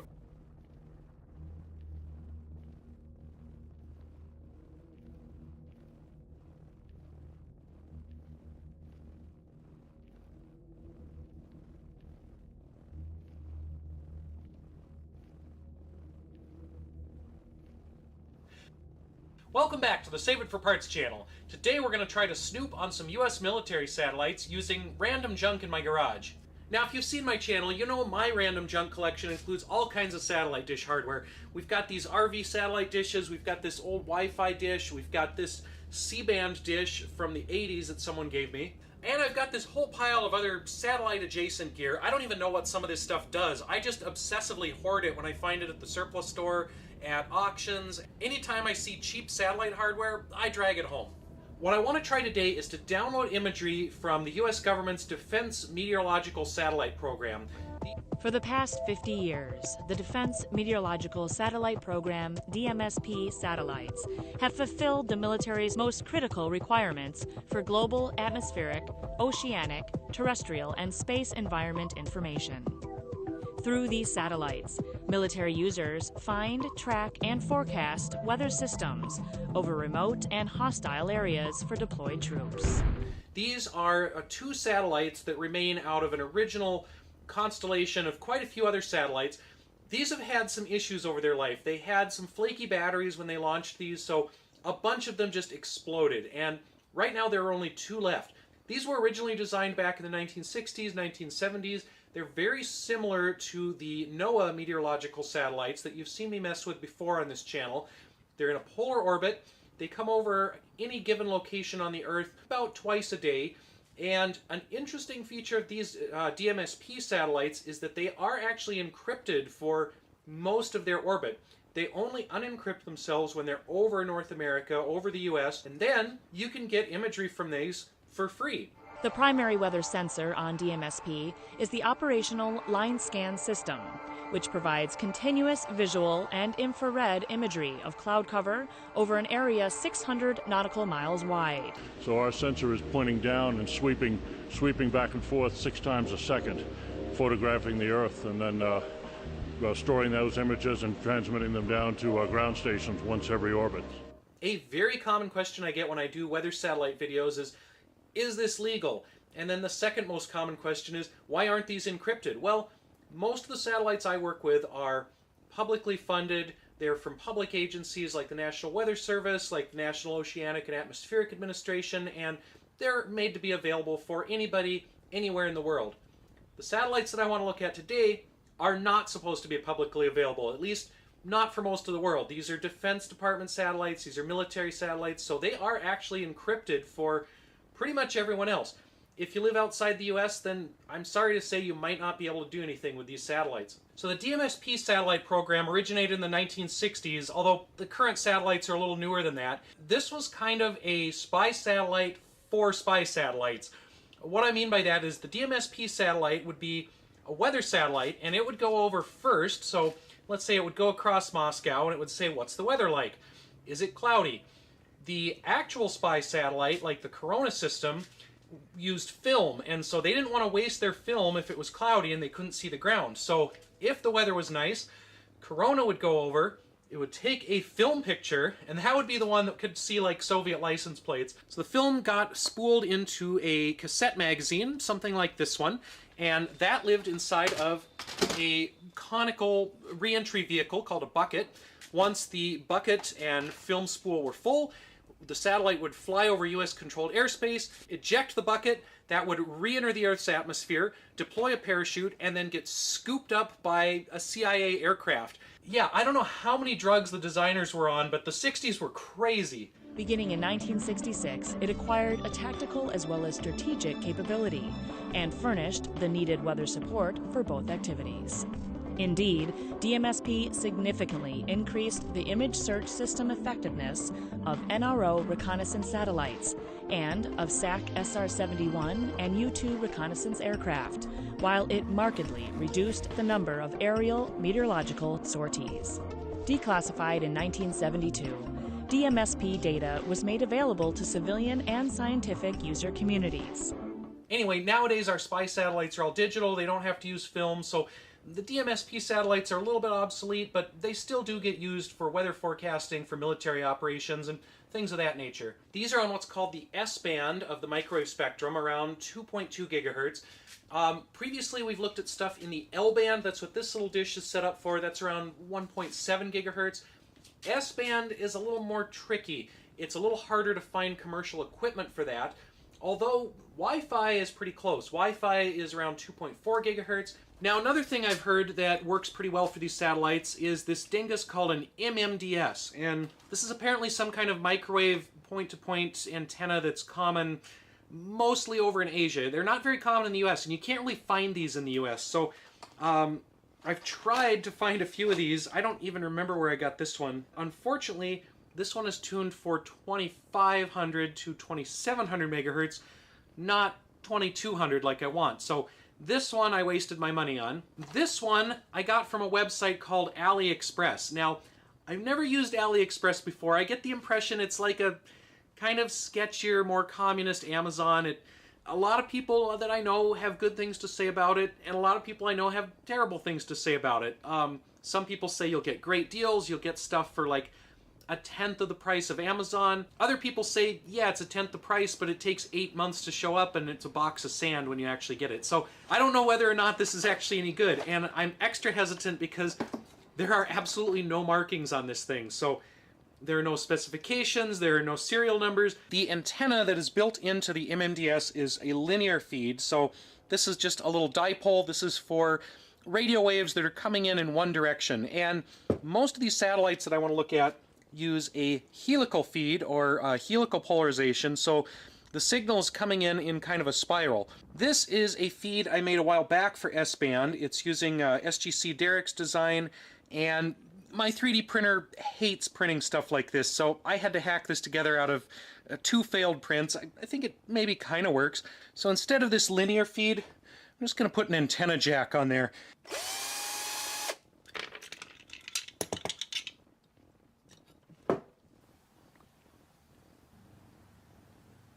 I hope that's good enough. I'm really bad at soldering, so I may or may not have destroyed this thing. Yeah, I know that technically should be like an end mount or something, but all I have are these old CB parts, so this is the Save It for Parts channel. We use whatever I've got lying around. Alright, now that we have our magic wand, or sonic screwdriver, or whatever this abomination is, we need a reflector dish. This was originally a television dish for RVing or camping. If you absolutely needed to watch football in the 1980s, you'd take this thing out with your RV, you'd unfold it, and you'd really piss off your family by watching TV instead of enjoying nature. But people keep asking me, where do you find one of these? I have no idea. Another ham in the Twin Cities named Chandler gave it to me. I have never seen one again on any used websites. I've seen some modern day folding dishes like this from Earth Moon Earth Communications supply places, and there are no prices listed, which means you absolutely cannot afford it. We're not trying to fully deploy this in the garage. I just want to get to the focal point here, to the LNB or low noise block. We're going to remove that. Thing's a little heavy and a little floppy. We might have to reinforce it slightly. Now, the focal point on this is probably not going to be correct because the helix is kind of way out here, but I can slide this arm in and out. So if we need to move this farther or closer to the dish, we can do that later. Next, we need to figure out how to power this MMDS thing. Most of these devices, like low noise amplifiers, LNBs, LNAs, need some kind of DC voltage. And this just has one input. So we're going to need something like a power injector or a bias T to inject a DC voltage into the antenna line. And then we may need a DC blocker to keep that voltage from going back into our radio. Just a couple extra parts that are needed for this. I have some of that stuff lying around already. I don't actually know what voltage this wants. A lot of amateur level LNBs want 5 volts, but a lot of satellite equipment wants 14 to 16 volts. And this isn't even a satellite device. This is like a... I don't even know what this is. It's like Korean Wi-Fi or something. I looked up the power requirements. It looks like the MMDS wants 12 volts, so we've got an adapter for that. And we're going to have to feed it somehow, so I got to dig through my other box of satellite parts and accessories and connectors and whatnot. Somewhere in here, I think I have just a bias T, just a little inline power injector that will give whatever voltage I want into the RF line. Now, most software-defined radios like the RTL SDR or the Hack RF1 have a bias T built in, and they will feed voltage out to an LNA or another device, but usually these are only feeding 5 volts, and we need 12. Couldn't find the one that I thought I had, but I did find this other one. Looks like it needs some soldering first. Again, not a great solder job. I fully expect this to break at some point during the making of this video. I went on into.io.com and looked up a bunch of upcoming satellite passes. The DMSP satellites that I'm most interested in are kind of in inconvenient time slots. We're using the Newelec Hack RF1. We've got our bias T. We've got the power supply for the bias T. We've got that hooked up to the dish. Now, the local oscillator in that MMDS dingus is supposed to be 1.998 gigahertz, so I need to offset SDR++ so that it's seeing... Right now, there are only 2 left. These were originally designed back in the 1960s. Hostile areas for deployed troops. These are 2 satellites that remain out of an original constellation of quite a few other satellites. These have had some issues over their life. They had some flaky batteries when they launched these, so a bunch of them just exploded. And right now, there are only 2 left. These were originally designed back in the 1960s, 1970s. They're very similar to the NOAA meteorological satellites that you've seen me mess with before on this channel. They're in a polar orbit. They come over any given location on the Earth about twice a day. And an interesting feature of these DMSP satellites is that they are actually encrypted for most of their orbit. They only unencrypt themselves when they're over North America, over the US, and then you can get imagery from these for free. The primary weather sensor on DMSP is the operational line scan system, which provides continuous visual and infrared imagery of cloud cover over an area 600 nautical miles wide. So our sensor is pointing down and sweeping back and forth 6 times a second, photographing the Earth, and then storing those images and transmitting them down to our ground stations once every orbit. A very common question I get when I do weather satellite videos is this legal? And then the second most common question is, why aren't these encrypted? Well, most of the satellites I work with are publicly funded. They're from public agencies like the National Weather Service, like the National Oceanic and Atmospheric Administration, and they're made to be available for anybody, anywhere in the world. The satellites that I want to look at today are not supposed to be publicly available, at least not for most of the world. These are Defense Department satellites, these are military satellites, so they are actually encrypted for pretty much everyone else. If you live outside the US, then I'm sorry to say you might not be able to do anything with these satellites. So the DMSP satellite program originated in the 1960s, although the current satellites are a little newer than that. This was kind of a spy satellite for spy satellites. What I mean by that is the DMSP, it's seeing the incoming frequency minus that local oscillator for the final frequency here.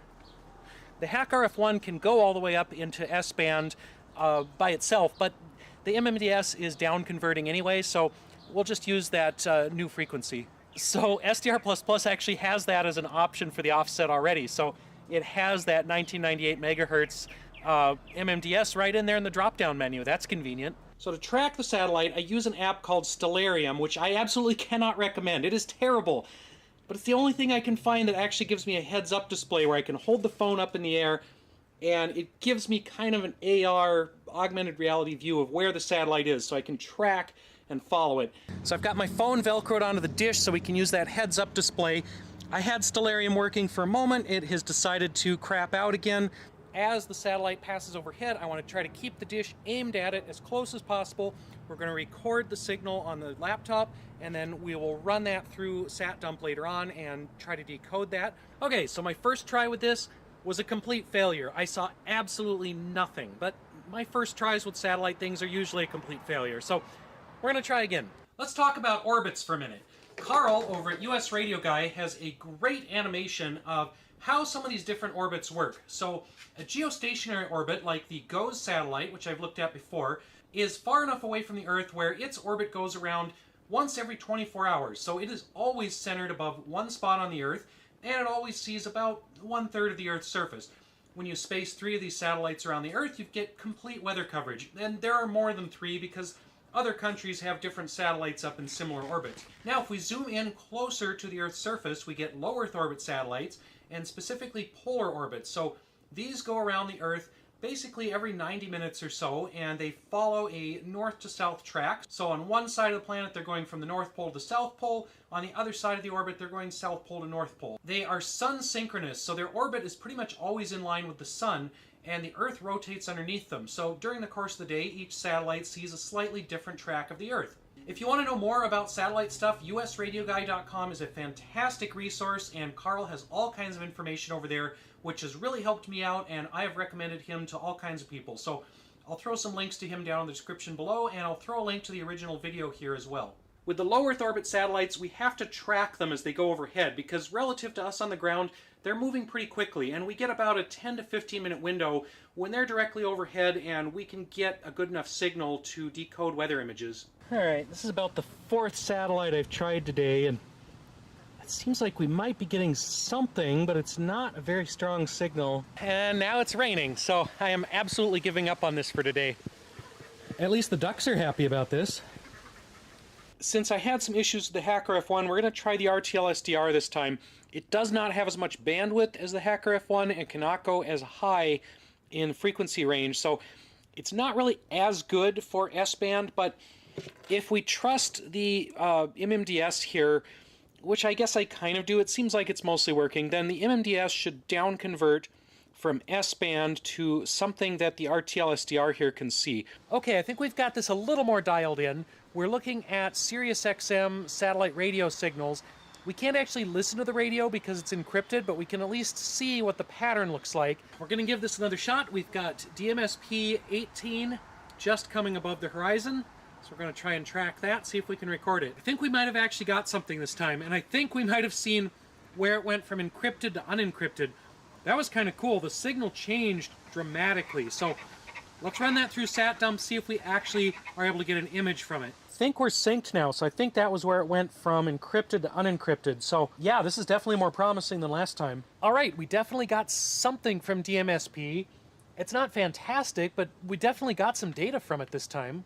All right, we finally got some data on S-band from those military satellites. It's not great, I can't tell what it is, but we've definitely got an image, and this is a good start. It's only taken a couple days to get to this point, but now we've got something we can build on and try to get a little bit more, try to refine our situation here, and hopefully get something recognizable. All right, I am up too early in the morning for this, but we've got another pass coming over, so we're going to give it a shot. It's also a very windy morning, so the big dish is just blowing around everywhere like a sail. I really need to set up a motorized tracking mount for these big dishes. It's been on my to-do list forever. We've got the geodesic radome for that out at Sandland, but I just have not gotten the motors figured out. Alright, well that pass was another complete failure. I saw the satellite for just a second on the SDR screen, and then I could never lock onto it again. I was searching all over the place with that dish. So I went digging around in my satellite stuff box again, and I found 2 more possible S-band antenna feeds that I could try out. We've got this thing, and then we've got this crazy thing that looks like something you give your kid when you're at the state fair. So if I haven't shown off the Nano VNA before, this little gadget basically is a portable antenna analyzer, and I really only use it for SWR to see what the standing wave ratio is, where is an antenna most optimized. All right, so here's our loop feed, and we've put that in an old camping dish that I was going to melt down for the aluminum. So we've stuck that on here. We've got our MMDS converter, kind of the same as before. We've got this thing at the focal point of the dish. Hopefully the giant aluminum canoe there doesn't affect the signal. Maybe somebody can come up with a way I can make a canoe into an antenna, although I'm going to use that one as a boat. So yet again, another complete failure. Didn't get anything. So this contraption didn't work. Since my professionally made loop antenna didn't work, I made a worse one. So I've just got a random loop of wire. I've got my pie pan here. We'll try that next. That time we got a little more signal. I still was not able to decode much from it, but it's getting more promising. So we've got another DMSP satellite coming over. This is about 8 hours later, so this is not a fast process.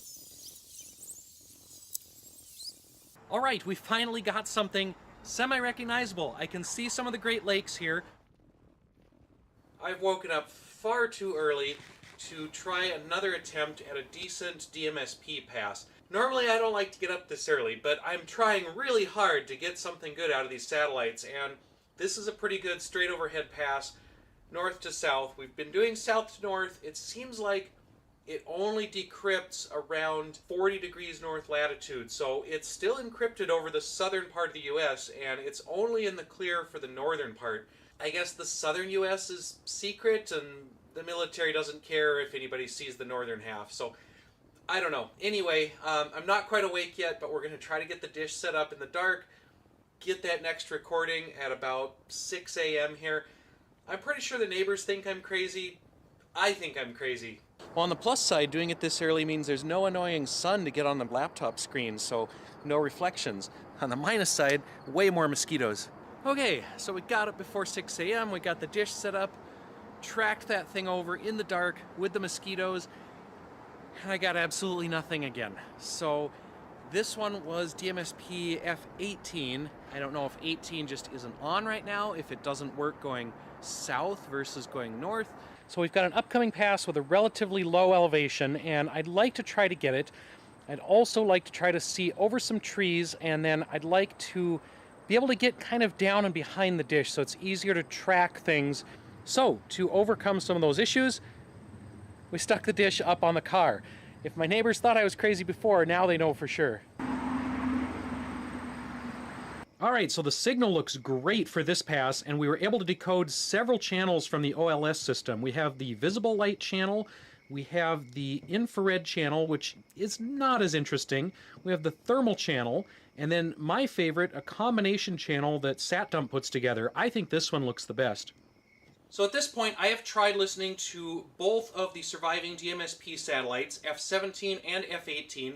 They both have similar behavior. They don't seem to transmit anything on a southbound pass, where they're passing over me from north to south.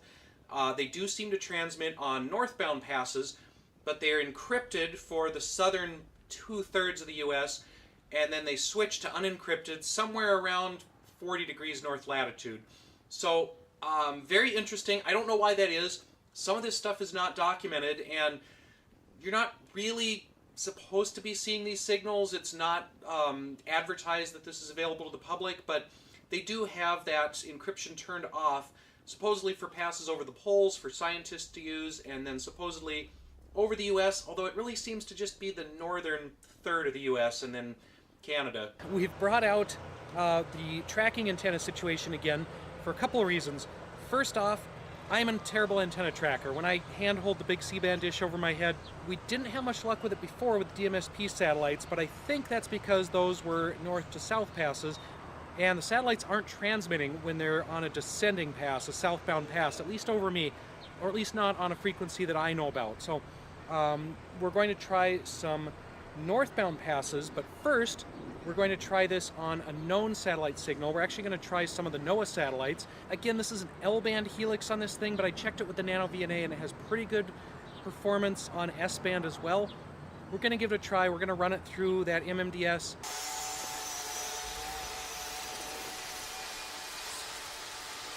As always, I use nothing but the highest quality DIY antenna components. I also do have to apologize as I'm throwing out tons of jargon here, and I say things like C-band dish even though I'm using it for S-band. This is an L-band dish, which I'm also using for S-band, but originally it was a 2.4 gigahertz or 5.8 gigahertz antenna. Anyway, I'm mixing what the original purpose of the dish was.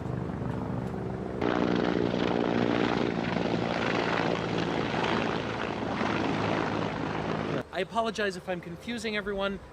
Feel free to ask questions in the comments, and if I'm not too confused myself, I will try to answer them. This really should be up right at the feed, but this thing is too flimsy for it. It would knock off my situation there. So it's down here. That is hooked up to the power injector, hooked up to the SDR. We are running gpredict for the rotor control, which is controlling this little box over USB. That is controlling our pan tilt mount, which is originally for a security camera. All right, I think we're starting to get something here. It's not super consistent, but this might be the encrypted signal. All right, it just switched to unencrypted, so we are getting a very faint signal there. It's not as good as it was with the other dish, though. Yeah, SatDump says this is a garbage recording. We got nothing from that pass. So we're going to put the little tracking dish aside for now, and we're going to go back to the folding dish and try that maybe one more time. Since this is a morning pass going south, we probably won't get anything on the normal frequency, but I have a list of alternate frequencies to try that I found online, so we're going to check all of those. So despite Stellarium's best efforts, I did find the satellite using gpredict to aim the dish. Very inefficient, but we did find it. I got a signal, looks like a regular signal, but it's on 2237.5 megahertz. And then it disappeared, so I don't know if it switched frequencies again. Yeah, tracking the satellite based on this screen is doable, but it is not as easy as the heads-up display. We're giving DMSP one more try, maybe the last try, depending on how this pass goes, because I'm getting tired of this. So we're going to track this from south to north, same as before. You're all getting tired of seeing me do this. All right, so I was looking around the satellite bands, and I randomly found this coming down from space.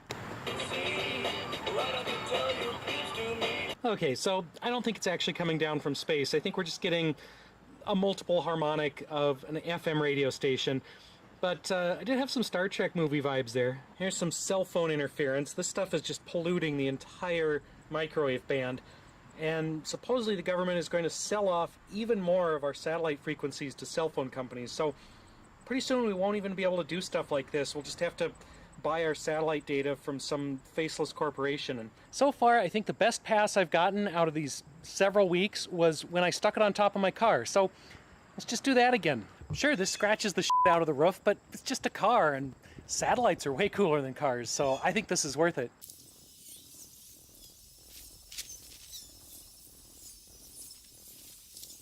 All right, I think we got it. It was touch and go there for a little bit. It was really hard to acquire the signal. I tried this time just pointing the dish around, finding the signal, and tracking it. I didn't use Stellarium at all. I did use gpredict to tell me angle to point it, but it is still really difficult to find that signal and stay on target through the whole pass. So, especially at S-band, you have to be really accurate. You have to get that dish pointed just right. So, we're hitting the limits of what I can do as a human antenna rotor. So that was a decent DMSP-17 pass. Got a decent picture from the Defense Department satellite. It's not an exciting picture. It's mostly clouds and stuff. They're not all that exciting. It's really, there's better imagery from NOAA, from Meteor, from other satellites out there. These are pretty obsolete military satellites. They're retiring them if they don't explode first, and they're replacing them with something new, which I don't know if I can receive the new thing, but we'll look into that in the future maybe. It was interesting to look at. It was a fun challenge to look at, but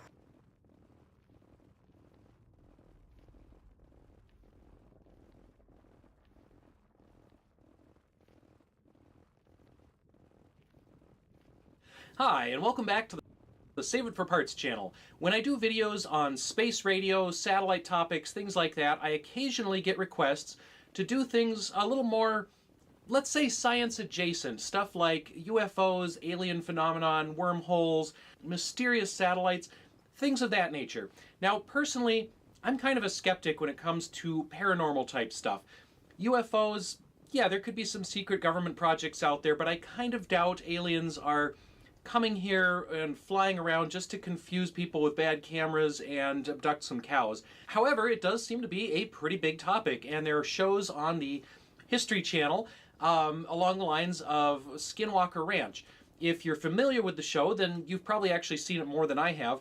I've only caught a few episodes, and I'm vaguely familiar with the show. To me, it looks like typical modern-day science-adjacent entertainment. It's kind of a tax write-off for a property owner who wants to make a video about some rumors and legends. They get to buy expensive equipment like radios and bulldozers, and since they're doing a show about it, it's all tax deductible. I did a little bit of research on the property, and it seems like most of the rumors about Skinwalker Ranch came from one caretaker in the 1990s. They drummed up enough interest that they were able to get Robert Bigelow to purchase the property. He's the guy that's coming up with inflatable space stations and trying to do commercial space hotels. He wasn't able to find anything, so he sold it to this other group, and now it's a TV show. Anyway, the point of this is several viewers have asked if I could look into some of the radio stuff that they show on Skinwalker Ranch.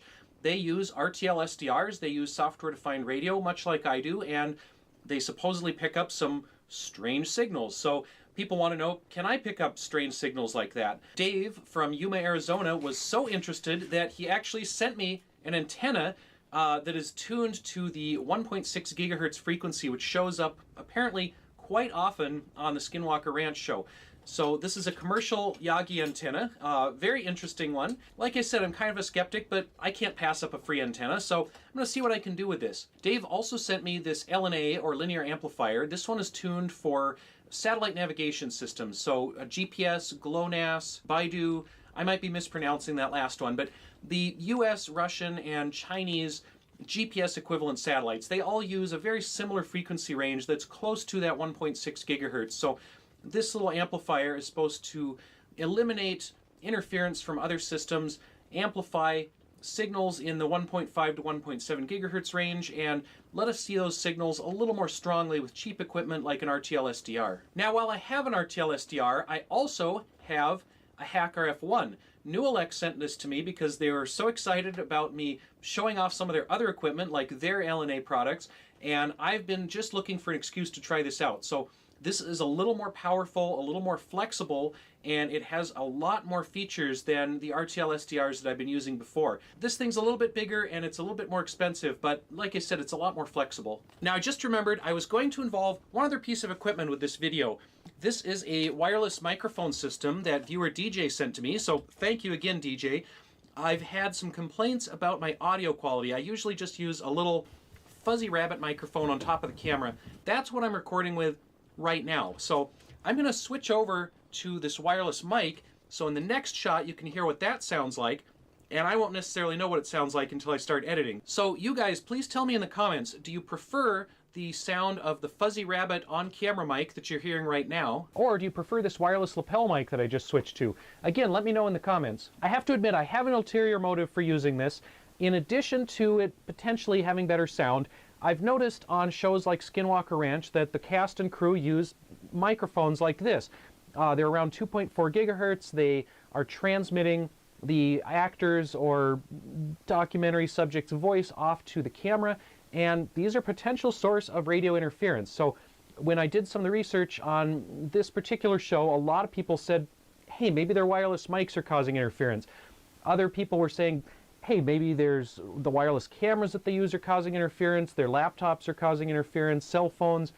Other equipment could be creating strange signals out in their area. I've also come across one or two posts online of people hinting or claiming that they or people they know go out to Skinwalker Ranch and screw around with ham radios just to mess with the show. I don't know if that's true or not, but knowing radio people and knowing people who live near places like that, I could definitely believe it. I know some people who have created fake UFOs, who have created hoaxes for things along that line just to get a rise out of researchers or TV shows, things of that nature. So again, I'm not saying that the show is fake, but people in the area might be contributing to some of the mysterious things that they're seeing. So I'm going to fire up the cyberdeck that I built for snooping on mysterious radio signals. It's still kind of a work in progress, but it does pretty well at looking at satellite things and running my microwave imager. For my initial first look at this thing, I'm just going to set the HackRF in my window with the default stick antenna it comes with. And we've pulled up 1.6 gigahertz on GQRX. We're already getting something weird. We've got this central peak and we've got these moving signals here. So that's really odd. We've got this big lumpy signal that seems to be kind of moving and decreasing. We've got this other lump. Now I have a suspicion about this particular one. If we just go up by a megahertz and back down, that lump is gone. So that particular signal there was just an artifact of my own system. That was just the SDR warming up. That was some kind of internal reflection. Once we tune up and down a little bit, it goes away. In the show, they've gone from about 1.6 up to 1.68, so we can just see if there's anything interesting that the HackRF can see right here inside the house. We definitely have a few little signal blips here and there. As I may have mentioned, this central spike here is an artifact of the DC voltage going into the SDR, and you get that with every SDR.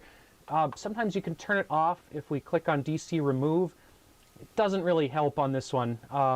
It goes down a little bit, but we still have this little dip in the very center, and yeah, that's just kind of how every SDR works. They all do something like that. Like I said, there are one or two little blips here, but they're not anything super exciting. If I zoom in on one like this, that looks like interference to me. That is a pretty typical look for a random voltage somewhere in my system, static essentially.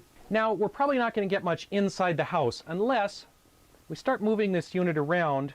If we put the antenna closer to some of our equipment here, I don't know if you can see through the tangle of USB cables, this interference pattern increases if I get the antenna near to the computer. So this is definitely something coming from my CyberDeck, my Raspberry Pi.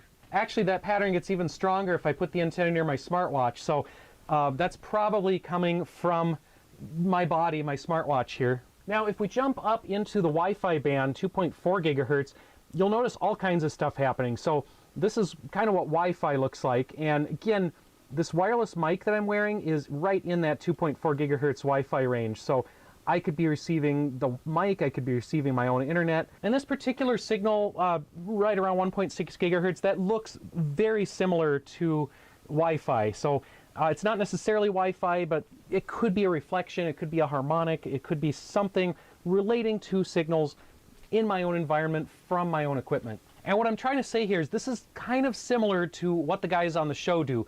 They've got their RTL SDR set up with the regular old rabbit ears antennas, and they've got it right next to all their other equipment. They've got their laptop, they've got their walkie-talkie, they've got some kind of Bluetooth speaker, they've got some other radio transmitter thing right next to the rabbit ears. Not a super professional setup, not even really a ham radio grade setup. This is some guys that found an RTL SDR and are experimenting with it for the first time. And that's great if you're a first-time experimenter, but if you're trying to do a serious scientific-ish show, something like this is a very clumsy setup. Now, I certainly can't claim that I'll be any less clumsy or less amateurish than the guys on this show because, for example, I'm trying to hook up to the Yagi antenna here, and I have this absolute horror show of adapters to go from the in connector down to the SMA connector.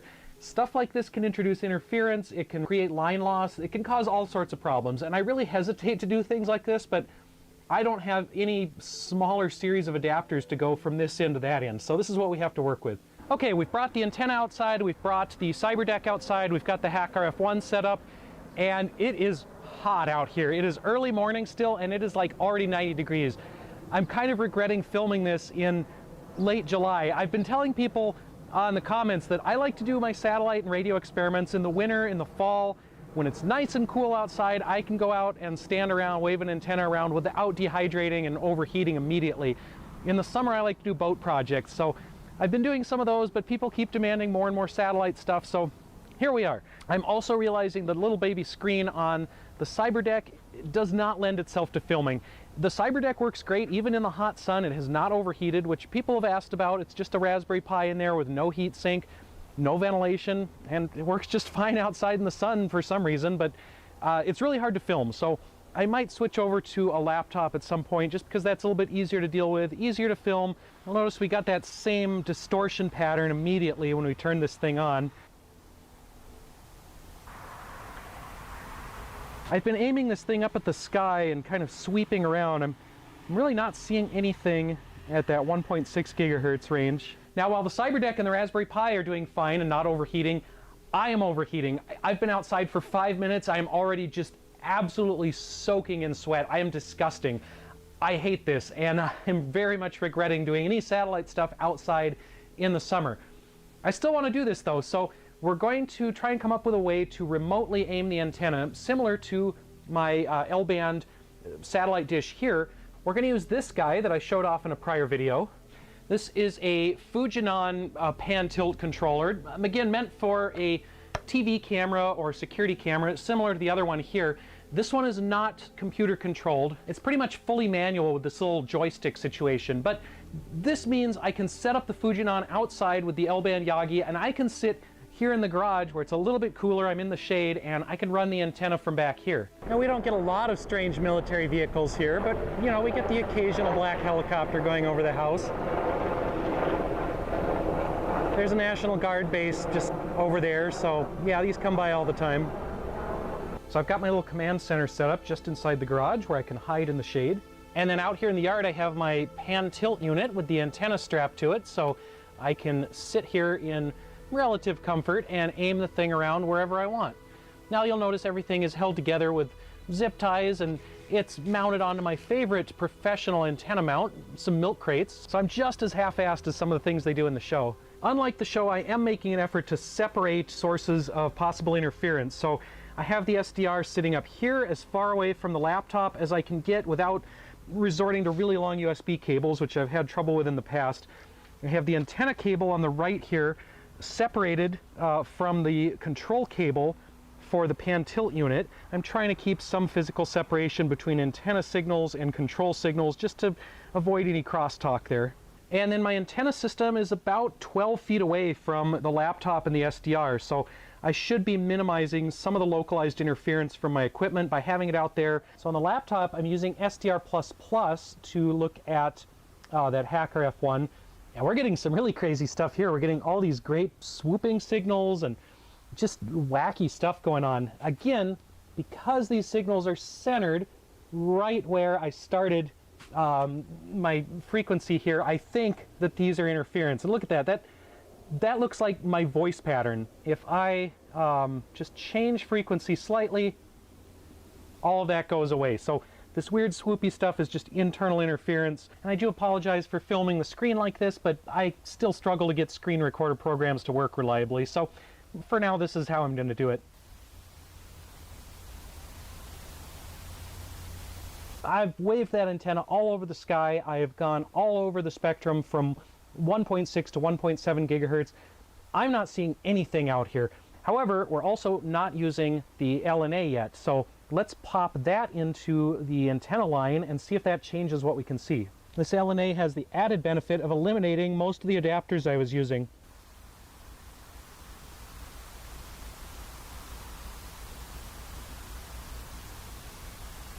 Okay, slight problem. I think I've broken Dave's LNA here. The RF socket on this side just fell off. I think I had too much stuff hanging off of it, or there was too much stress from that antenna wire, and the solder joints broke. So I'm going to try to reattach that and mount it again in a way that puts less stress on that connector. I have to say, even with that LNA hooked up and apparently working, I'm really seeing nothing else on the 1.6 to 1.7 gigahertz band. Now here we're getting some interesting stuff. We've got these signals coming in right around 1.6 gigahertz, actually both sides, and they came on for a while and then they stopped. Now I happen to know what that is. Since I'm an American, I microwave my tea. And yes, I can hear every British follower unsubscribing right now. I own a kettle, I'm just too lazy to use it. I've run into this before when I was looking at 1.7 gigahertz, when I was looking at some satellite stuff and doing some microwave imaging. I could actually tell when the microwave oven was running because it would show up on my microwave scanner as this high intensity, strong signal. So these definitely put out some interference. As soon as the microwave oven turned off, that interference went away.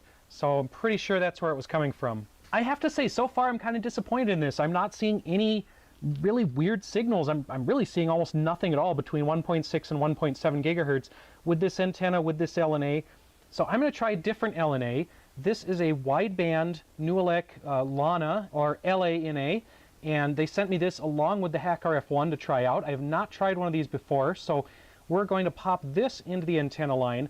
Now this will not filter out stray signals. This will just amplify everything as far as I can tell. So we might actually get more interference from cell phones, from televisions, from passing aircraft, from industrial users, from all kinds of stuff here in the city. And for the purposes of a TV show where you're trying to pick up weird radio signals, maybe that's what we want. Maybe we want weird interference to show up. All right, we've got the Lana hooked up there at the bottom of the shot, and we're just going to scan around the southern sky again, see if we can pick any signals up. Now you might think we're a little bit too far from Utah, where Skinwalker Ranch is located, to get any of the same signals they're getting. But Dave is in Yuma, Arizona, and he said he could get some of the same signals.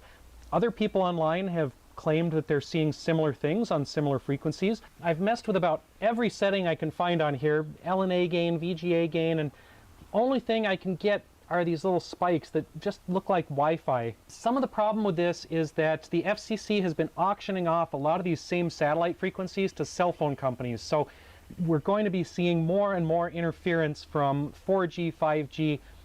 All the cell phone companies are super greedy about the spectrum, and they keep interfering with more interesting uses like weather satellites, like stream gauges, like stuff that's a little bit more important than downloading cat memes on the go. If we look around at the spectrum, we can get some legitimate space-based stuff with this antenna and this LNA.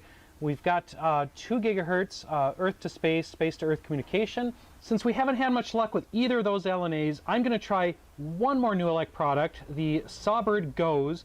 And we're going to aim this at the GOES East satellite and just see if we can get anything out of that. Now, with all the gains close to maxed out, we are actually getting a very faint signal from GOES East. So unfortunately, I'm getting very little out of this antenna. It does work, it does get some space-based stuff, but it's not very effective for the satellites that I know to look for, and I'm really not finding anything else that's suspicious enough or mysterious enough to be able to investigate further. To look at some other satellite things, let's take a look at the big dish here we've got up on the roof. So I'm going to run up on the garage roof. Now normally I've got this guy hooked up to a Raspberry Pi in the equipment box here, but just for experiment's sake, we're going to shut that down and we're going to hook up the big antenna to the Hack RF. You can immediately see the GOES satellite is coming in loud and clear. We have that HRIT signal, we've got that side signal, we've got some other satellite stuff up here on 1.7, and we still have all the same blippy interference from 4G and Wi-Fi and whatnot. What I'm not seeing is any kind of mysterious space-based signal that I can't identify. I kind of know what this stuff is just from experience, from looking at it, from experiencing it every day, every time that I use an SDR in the city. I get the same kind of city-based interference. Another thing I want to look at here is that 1.68 gigahertz, 1680 megahertz. That is another frequency that's supposed to be really interesting on the Skinwalker Ranch show. And indeed, at 1.68 gigahertz, we're seeing all kinds of stuff happening. So what the heck are we seeing here? There are all kinds of signals coming down at about 1.68 gigahertz from the GOES East satellite.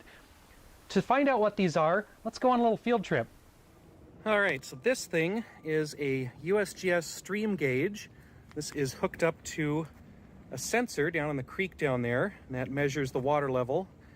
And then the way that gets back to the head office is through this little satellite transmitter. So that is beaming up to the GOES satellite. I actually ran into some USGS employees in this van, but they're doing water quality sampling and they're not directly involved with the stream gauge. So I may have weirded them out a little bit. I gave them a card for the YouTube channel.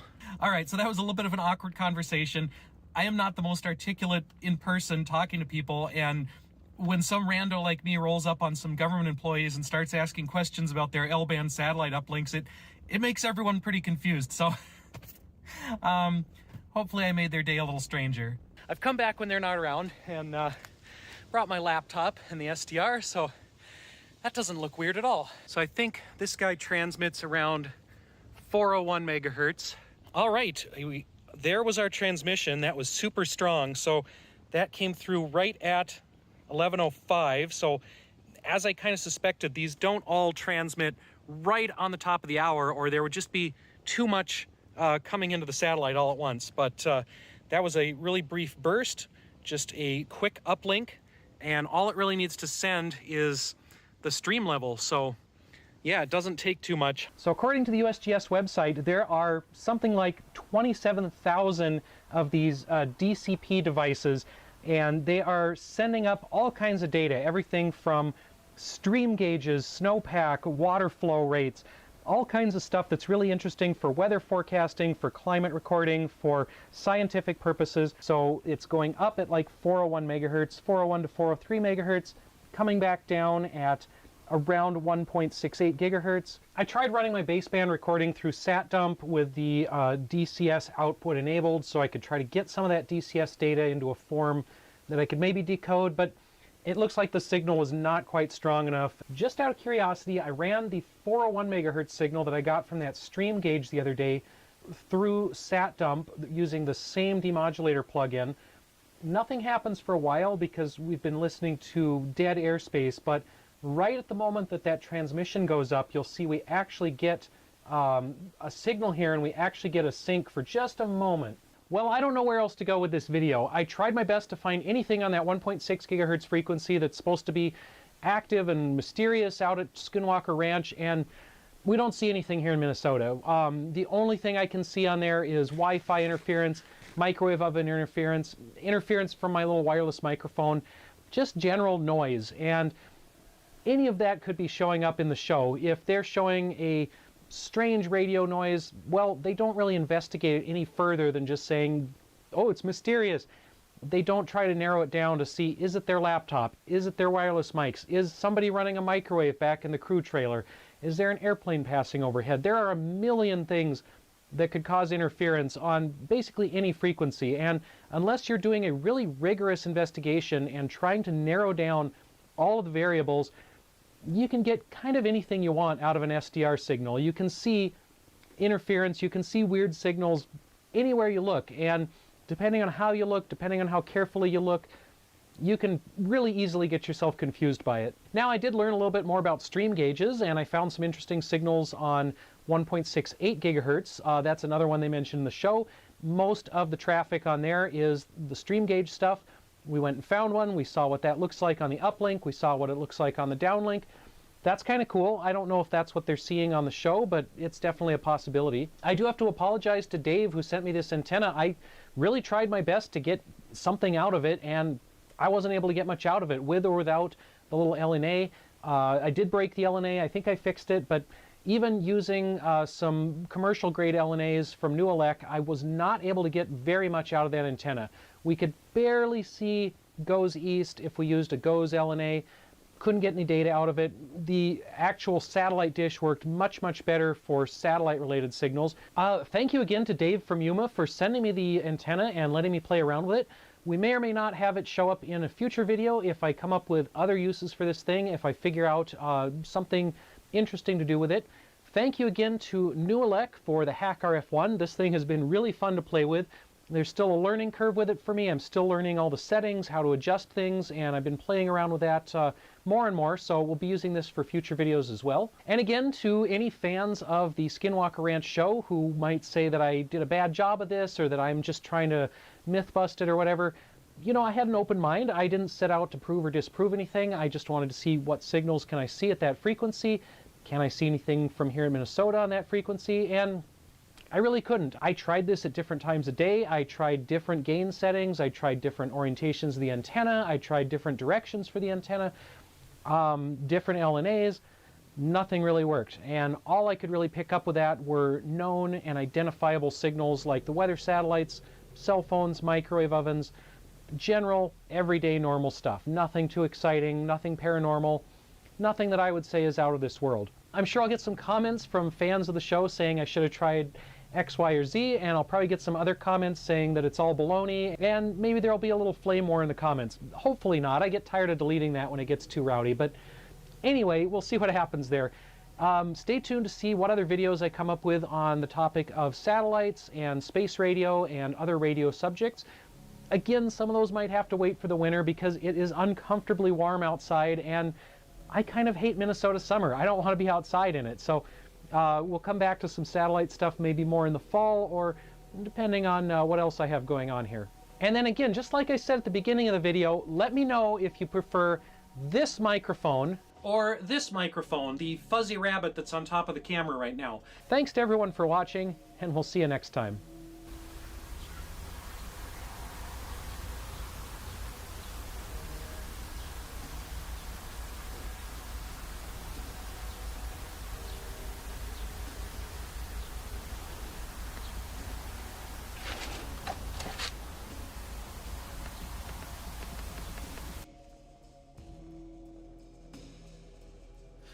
and welcome back to the Save It for Parts channel, where we're here yet again with yet another portable satellite dish. This is like the 7th or 8th one I've come across. I just keep accumulating these things. And people online keep asking where I get these. I just find them on Craigslist and Facebook Marketplace and auction sites and free sites, and apparently these things just saturate the Twin Cities used market. Part of that is because at least one brand was made locally here, the Tailgaters that I've shown in some other videos. This one's a wine guard. I'm not actually sure where they're made, but they seem just as common on the second-hand market for about the same price. I think I paid $46 for this. The guy had been asking more, but by the time we got together, I only had $46 in cash, and he wanted it out of his truck, so I ended up with the thing. He even threw in this little tripod base thing, which I've now dropped part of it on the ground, and I finally have a Dish Network satellite receiver, although it's pretty rusty back here, so I don't know if this thing actually works. Mostly, I just want to do what I've done with some of these prior dishes, tear them apart, make them into a small radio telescope or microwave imager. And it looks basically the same as all the other dishes I've played around with. It's got its little reflector, it's got the LNB, it's got a brain back here, it's got stepper motors. The brains on them are always very different. I have not seen a setup like this before. It's actually 2 boards. So it's got the main motherboard or microcomputer here that looks like it also has the RF handling hardware. And then it's got a separate board that drives the stepper motors. There are definitely some solder pads where things weren't added as an option. For example, we've got a GPS module that's blank. BT, I don't know if that's Bluetooth. I forget when Bluetooth came out. And the original Bluetooth was pretty useless. It only went about 6 inches. So probably a good reason to leave that out. Not sure what this one's for. This little dip switch pad is how you select what satellites it's looking for. So when it does an auto search, it can look for Dish Network, DirecTV, or Bell ExpressView up in Canada. Now we do have an RJ11 jack, which I've played around with those a little bit on some prior WineGuard units, and this may or may not be a serial terminal interface. This pad here seems to be something like a programming interface. It's got VCC, ground, clock, TD0, TDI, TMS, DIN, programming. I don't really know what all that means. If I was better at programming or flashing ROMs or whatever, I bet I could use that. But yeah, I don't know how to do anything with it right now. Now it does seem to have a little ARM processor. So again, if I knew how to hack stuff at more of a hardware level, I bet I could get in there and reflash that to something else or update the firmware. But I don't really know what I'm doing at that level of stuff. In case I completely destroy the thing, I actually have a second one here. It's been, mildly run over by a truck or hit by falling squirrels or something, but I think the dish inside is just fine.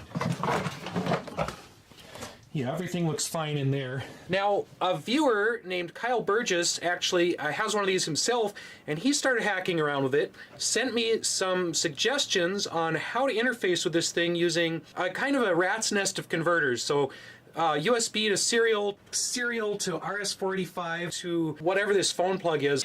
So I got some of those on Amazon. I will throw the link to all the equipment here down in the description in case anybody wants to duplicate this project. And then we're going to need a 6-pin phone cord or a 6-conductor phone cord. I think this is technically RJ25. I'm basically trying to wire my terminal block like so.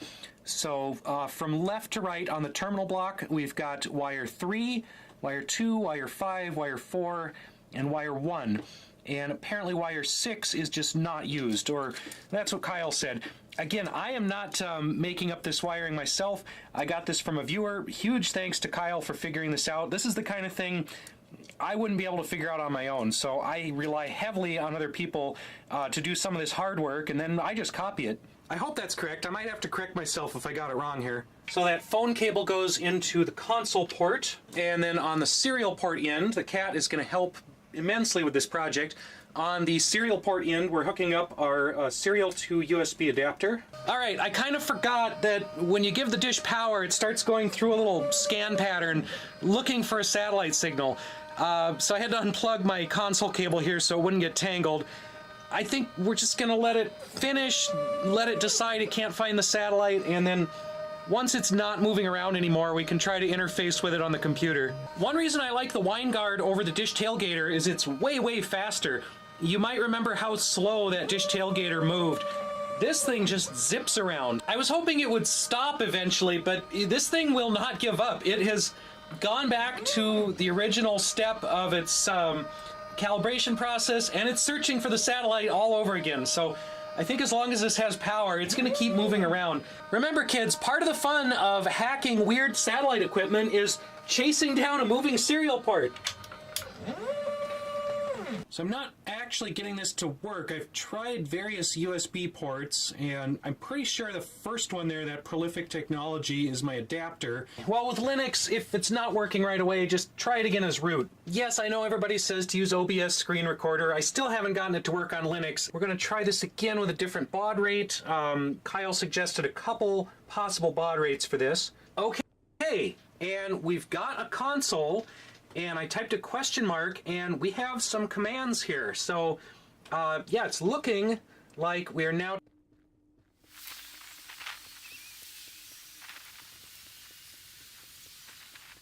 Welcome back to the Save It for Parts channel. Today, I'm starting a project that I've been meaning to do for quite a while, a mid-sized satellite dish aiming system.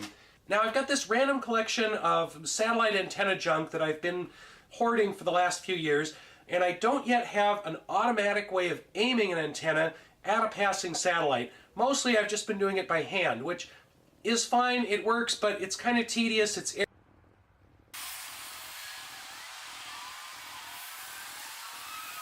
Hi, and welcome back to the Save It for Parts channel. In this video, I'm trying to give a basic overview of receiving L-band low Earth orbit weather satellites. Now, I've previously done a video about low Earth orbit APT satellites. These are on a VHF frequency that's a little bit easier to pick up.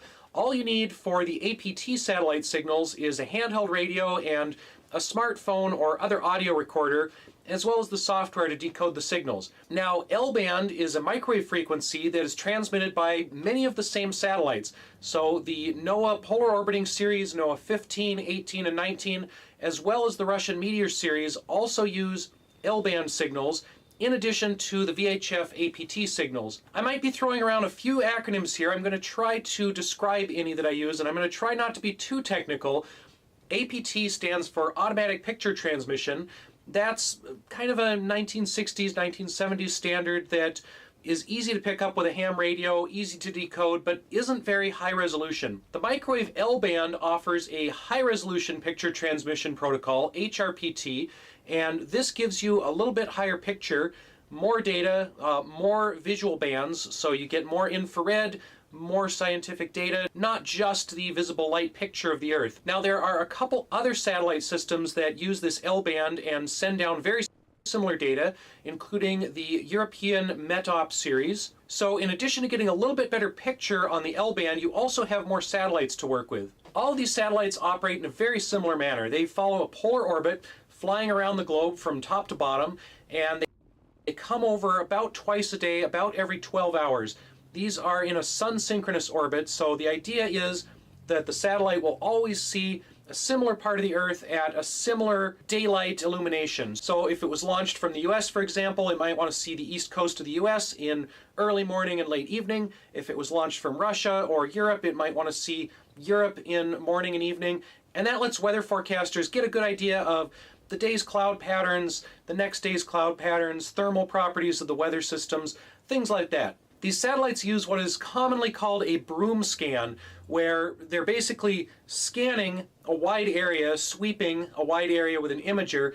It's not quite a camera, it's more like a spinning mirror and imaging system, so it sweeps quite a wide area. You can think of these satellite imagers as something like a flatbed scanner, basically a long thin line that moves along and scans as it goes. And as the satellite moves, it basically sends down live what it's seeing. So the image that you're receiving on the radio is exactly what the satellite is seeing at that particular time. Some of these satellites also store their data and download it at different ground stations like Fairbanks, Alaska, some spots over in Norway, things like that. But unless you live right near one of those spots and have the right antenna, you probably won't hear that particular transmission. You're only going to hear what the satellite sees when it's within radio range of your particular receiving location. Now, when we did the old VHF weather satellite signals, all we needed was a handheld radio antenna or TV rabbit ears, essentially. Since L-band is a microwave signal, it's a much smaller radio wave coming in, and it needs a little bit different equipment to pick that up. Ideally, a small satellite dish. A parabolic dish will concentrate the signal and focus it onto your receiving feed of your antenna. And you don't necessarily need a huge dish for this. There are a number of options you've got when it comes to antennas. You could certainly use a big old C-band satellite dish. However, you'll need some way to easily move it and track the satellite as it goes overhead. You could also use a much smaller dish, something that you could hold in your hands, and you could hold this up in the sky, aim it at the satellite as it's passing by, as long as it's not too heavy and you won't get any arm strain from holding the thing overhead. And you can certainly mount an antenna like this on a tripod or other mount as well. I personally am using a surplus, I believe it's a 5.8 gigahertz wireless networking dish that someone gave me. So if you can find something like that, this is a pretty good size, pretty good weight, and it's a very flexible dish that I've been using for a lot of satellite projects. Now, another option is a parabolic Wi-Fi wireless networking dish. These are actually sold online specifically to pick up L-band satellite signals. They can be a little bit expensive if you get one custom set up for that purpose, but this is an easy way to get into it without having to build any custom antenna stuff. If you already have a Wi-Fi dish like this around, you can modify it slightly. I'll put some links to all of that down in the description below. And then, of course, if you are really cheap, you can make your own dish with something like an umbrella and foil tape or an emergency blanket glued to the umbrella. I've done that in a couple videos recently, and it actually works. And this is probably the very cheapest way to make a parabolic satellite dish antenna. Now, it's not necessarily the best way because this is a very flimsy dish. It will be very difficult to aim and keep it steadily aimed at a satellite if there's any amount of wind. The foil tape and the spray glue doesn't seem to adhere very well to an umbrella surface, so it will eventually start to fall apart. And you can't really fold up the umbrella easily once it's coated in foil. So once you've built an antenna like this, you've got a big bulky antenna that takes up a lot of space, is kind of inconvenient to get through doorways, and you'll have to find somewhere handy to store it. Now, you'll need two other major components of your antenna. The feed is the actual receiving part, the active part. The parabolic dish is just a reflector. It's just essentially a mirror for the radio signals. The part that actually picks up the signals and sends it into an antenna cable is called the feed, and there are a couple different kinds. Most of the satellite signals I'm looking at are circularly polarized, so the antenna on the satellite is kind of a helical shape, and it's sending down a helical radio wave. There are two different types of polarization, a left hand and a right hand. Now, most of the satellites that I'm working with are sending down a right hand circularly polarized L-band signal. However, if you're using a dish, like I said, it's a mirror for the radio waves, so your feed is going to have the opposite polarization because the radio wave is getting reflected off the dish and it's coming in basically in the opposite direction to your actual feed. So you'll need a left-hand polarized feed. Now, you can make these yourself pretty easily out of little coils of wire. This isn't long enough, but this gives you an idea of the type of copper wire that I use for these. There are a number of calculators and helpful tools online to tell you how big to make your coil, how far apart to put the coils. You can make a scaffolding to hold your coil up using popsicle sticks or pieces of wood or straws. If you have a 3D printer, you can go on Thingiverse and you can download a design for a scaffolding basically that you print out. It's got the holes in it already, and you just kind of coil your wire into that printed out scaffolding, and you've got your antenna feed. So here we have a 3D printed L-band helical antenna scaffolding, and this is courtesy of Derek SGC on Thingiverse. My 3D printer had some issues with it. It's still mostly usable, not the prettiest, but this is an example of what one of these 3D printed scaffoldings looks like. And then here's what one looks like with a backing plane or ground plane behind it. You don't have to go quite this big, but I already had this circle of plywood cut out, so I just coated it in foil.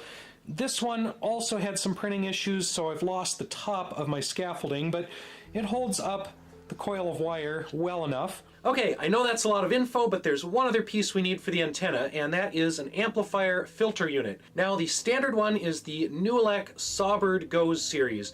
They have a couple different versions. There's the Plus GOES, which offers a little bit more amplification, and there's the regular one, which is less amplified and slightly cheaper. Now, these are designed for the Geostationary Operating Environment Satellite, or GOES, but they are flexible enough that they will work for low Earth orbit L-band satellites as well.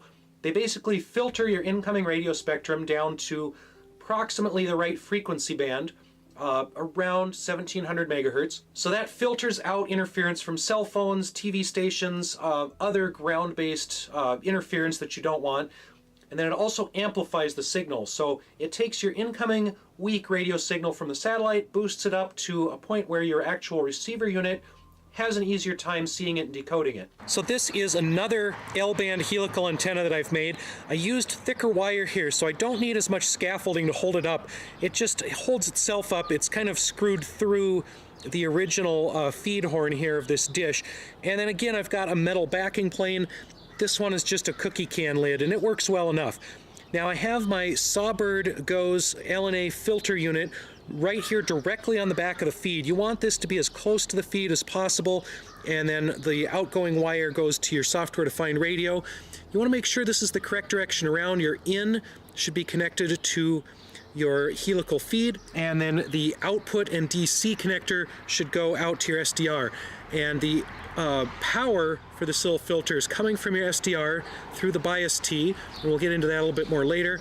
There's a little indicator light on the end here that tells you when it's powered. Now I've made a couple of these feeds in prior videos, so I'm not going to go over exactly how this is made in this video, but I will put some information down in the description. I will put some links to guides on how to do this, to some of the 3D files if you want to make the 3D printed scaffolding, or if you want to make some kind of a wooden scaffolding to make sure that you have the right shape of your circular helical antenna feed. Now this video is not sponsored by any particular grocery store chain, but I'm really cheap when it comes to making equipment, and I use just whatever happens to be on hand in my junk drawer. So yeah, this seems to work well enough. So that's your antenna sorted out. You will then need a receiver, and I like to use a software-defined radio. I personally prefer the RTL SDR blog series. The V3 is a very standard one. They're up to the V4 now, and I think the V4 is actually a little bit cheaper and has a little bit wider frequency range, so that's probably the better deal. There are certainly many other SDR units out there. I've experimented with a couple of them, but I find the RTL SDR to be pretty flexible, very affordable, and it's really my go-to unit for any of this stuff. Now, depending on the type of antenna cable you have, you might need a little adapter like this. So I have a female end on the antenna cable and a female end on the RTL SDR, so we just need a little male-to-male adapter to go between those. One very common issue is that the center pin on these gets pushed one way or another, and that breaks your connection. So if you're having signal issues, check that center pin. That is a very common problem. The RTL SDR plugs into a computer. If you're working outside, which we usually are when we're doing satellite stuff, you'll want some kind of laptop. I like Linux laptops because there's a lot of SDR software available for Linux.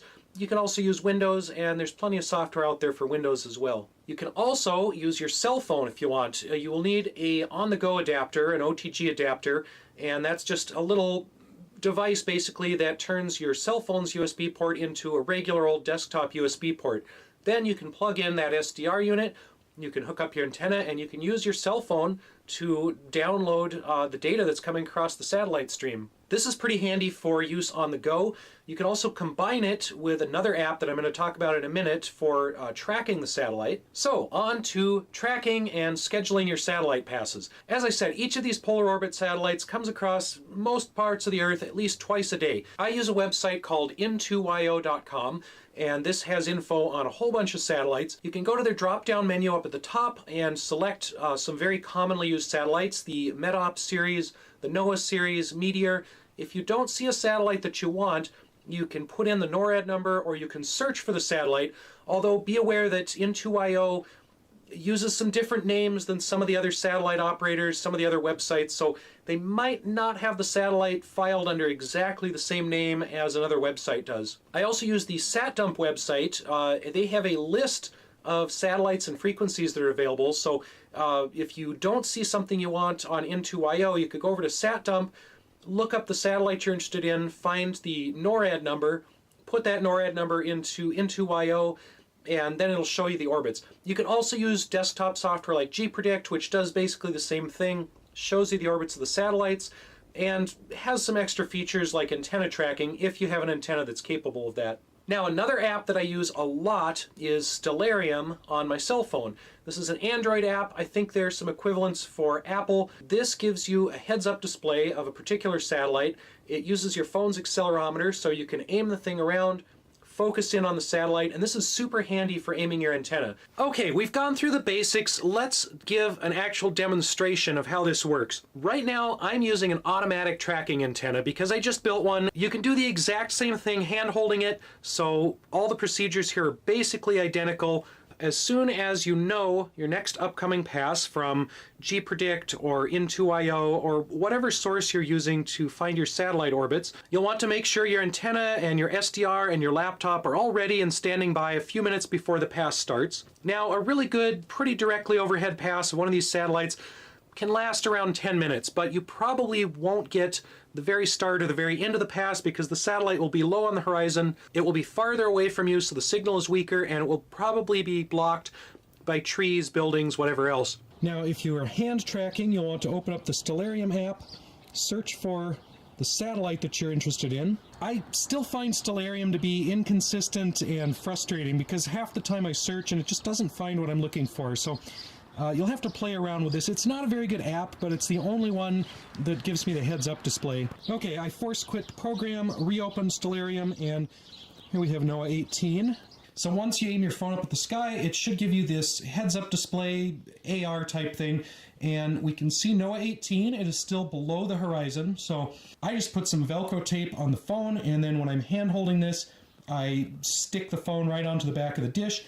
You'll have the entire rig, phone and antenna aimed at the satellite, and you'll want to keep the satellite inside of that targeting ring in the middle, and as the satellite moves over the sky, just move everything with it and keep it centered in your targeting ring, and that should give you the best signal. On the laptop, you will want to be running a program called SDR++.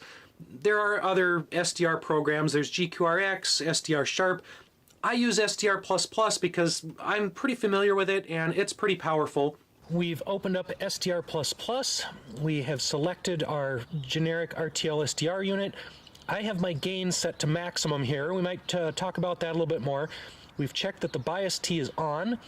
I hit the play button, and we should see some nice strong noise in the waterfall display on the right there.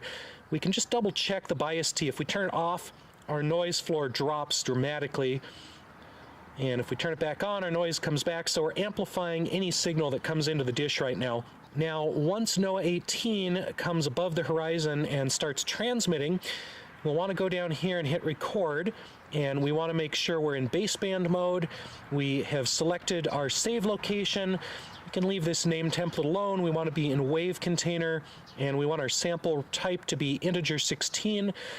Other thing you want to check up here, we want 2.4 megahertz in our sample rate. So you can go all the way up to 2.56 with the RTL SDR, but 2.4 seems a little more stable and tends to work a little bit better. All right, we're starting to see those spikes. That is what a NOAA L-band signal will look like. On the waterfall, you'll get these vertical stripes, and I went ahead and hit record. You want to make sure you are tuned to the correct frequency up there at the top. For NOAA 18, it is 1.707 gigahertz, or 1707 megahertz. While you're recording the pass, make sure that you keep your dish aimed at the satellite. So you'll have to keep an eye on that Stellarium window and continually move the dish slowly to track the moving satellite. If you bump it, if you drop it, if you lose the signal, that'll just be a gap in your final image. Keep aiming the dish at the satellite through the pass, and then as the signal drops, as the satellite starts to fall below surrounding obstacles, stop the recording on SDR++. Once we've recorded the full pass, we can go ahead and open up this SatDump software, and we will want to select the correct pipeline for whichever satellite we just looked at. I have that saved as a favorite because there are a million different satellite pipelines in the options here, so it can be really hard to find the one you want. Anyway, we select the correct pipeline, we select the input file that we want, and that would be the baseband recording we just made. Then we select an output directory. Now, our baseband format and our sample rate should already be automatically populated based on this file, so these you don't have to change. We hit start, and the program will sit here and attempt to process that recording, decode the satellite data, and create images. Each one is going to have a slightly different appearance here. These little graphic representations are based on the coding type. Honestly, I don't understand what half of these are. Some of them have 4 constellations, some of them have these 2 constellations, some of them are just one big blob in the middle. You don't really need to know what this is, just that when it has a nice pattern like that, you're getting a good signal. And if you're getting a lot of frames here, you're getting some information from that recording. And again, all this stuff looks slightly different depending on which satellite you use. This is just what a NOAA HRPT decode looks like. Meteor and METOP each look a little bit different. Next, SatDump will go through a bunch of other steps, and it will give you all kinds of mysterious messages. When it's all finished, it will go back to this screen. You may or may not get some warning messages off to the right here. This is the folder where I told SatDump to put the images, and we've got a variety of things that it processed. Most of these I kind of ignore. These are instruments which produce kind of mysterious low-resolution bitmaps that I don't care about, and I don't know what they are. The main thing I want for NOAA is this AVHRR. This is the main imaging instrument on the satellite. And as I may have mentioned earlier, this outputs 2 copies of each image. So there will be the original image. This is kind of what the satellite sees raw from its scanner, and then a corrected image. And this version corrects the image, makes it look more like what your eye would see or what a regular camera would see from the satellite. Now you'll notice we have lots of different color versions of this same pass. So each of these images is kind of a different spectrum range, different visual spectrum, different thermal spectrum. Some of these are good for showing cloud temperatures, different elevations of clouds, all kinds of things that can help out weather forecasters. So first off, we have NOAA 15. This satellite is unfortunately one of the worst. It's getting pretty old, the radio transmitter isn't very good, and the signal is not very strong. So I never get very much imagery from NOAA 15. Next up, we have NOAA 19. Came over at really similar times, so looks very similar. The cloud patterns are about the same. And then NOAA 18 came over a little bit later in the day, so we've got a little bit of change in the weather here, but again, overall, pretty similar images. We have Meteor M23 images, and these tend to be pretty high quality. So you can see we've got a pretty good long range. We can see all the way from far northern Canada down into the middle of Mexico. We got a really good pass from this one. We had a really strong signal for a lot of the satellite's time above the horizon. So this produces some of the better images as far as quality and geographic coverage. And again, just like the other satellites, this one offers a variety of color spectrums, thermal images, physics images, things like that. And then here we have the European METOP B satellite. This one, again, very similar imagery. The transmitter on this was not quite as powerful, so I didn't get nearly as much of the pass. I got just kind of the middle of North America. You can see a little bit of Great Lakes, you can see some of the Missouri River, so if you know what you're looking for, you can see some geographic features. When I post videos like this, there are always a few frequently asked questions. First off being, is this legal? Yes, at least in the US, in most of the free world, it's perfectly legal to listen to passing satellites, download the data, decode it, get an image out of it. As long as it's not encrypted, there's nothing wrong with it. I can't speak for every country. There are probably some wacky dictatorships out there that make this illegal. The next question I get is, why isn't this stuff encrypted? Why are all these satellites just giving away free weather pictures? Well, they're a public service. They are designed to be available to scientists, to be available to weather forecasters. Any small town weather office can get this imagery off of a satellite directly with just a dish. They don't need to subscribe to any service. They don't need to even have a phone line. They can get it straight off the satellite. So small town weather forecasters up in Alaska, out on Pacific Islands, Antarctica, other remote locations can grab this stuff without any other connection to the outside world. Now, yes, these days there's Starlink, there's Iridium, there's Inmarsat. There are a bunch of satellite internet providers that cover most of the world. So in some respects, these weather satellites are a little bit outdated. You don't really need to get the data straight off the weather satellite. You can just log into Starlink, get it off NOAA's website or wherever else, but you're still paying for that service, and maybe that service isn't always available. That being said, there are a couple military satellites that do basically the same thing and are encrypted. Those are actually legal to listen to in the US, and they de-encrypt themselves over the US. So That's going to be another video in the future, though. We're not going to get into that one here. Another frequent question is, what about the gain? Do you want to use automatic gain control, or do you just want to set your gain to the maximum? I was curious myself because I've heard people say if you just max out your gain that you'll overload the SDR and you'll get a worse signal, and you should always use tuner AGC or automatic gain control. I did a second day of downloads from all the same satellites using AGC, and here are some side-by-side comparisons. You don't really see a lot of difference with most of the main satellites. For NOAA 15, that questionable one, this was actually a better pass, more directly overhead, and I think it came out worse with AGC than just maxing out the gain at 49.6. So overall, it looks like AGC doesn't really do anything. It isn't really helpful, and it seems like just setting the gain to maximum and leaving it there works.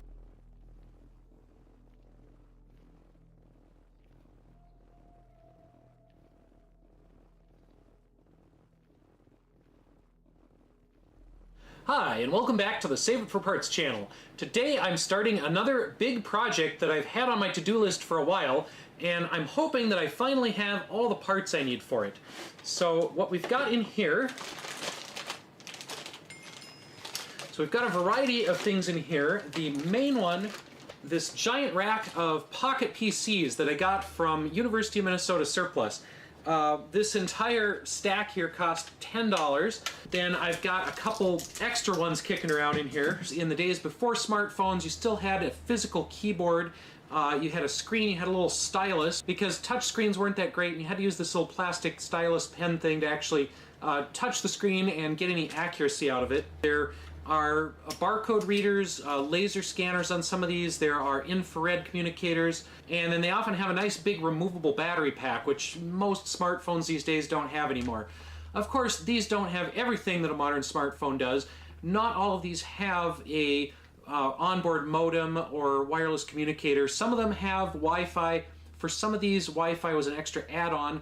I used to have one personally where the Wi-Fi card was a CF thing that would pop into the top, and you'd have to pop that out and put in a different module if you want a GPS.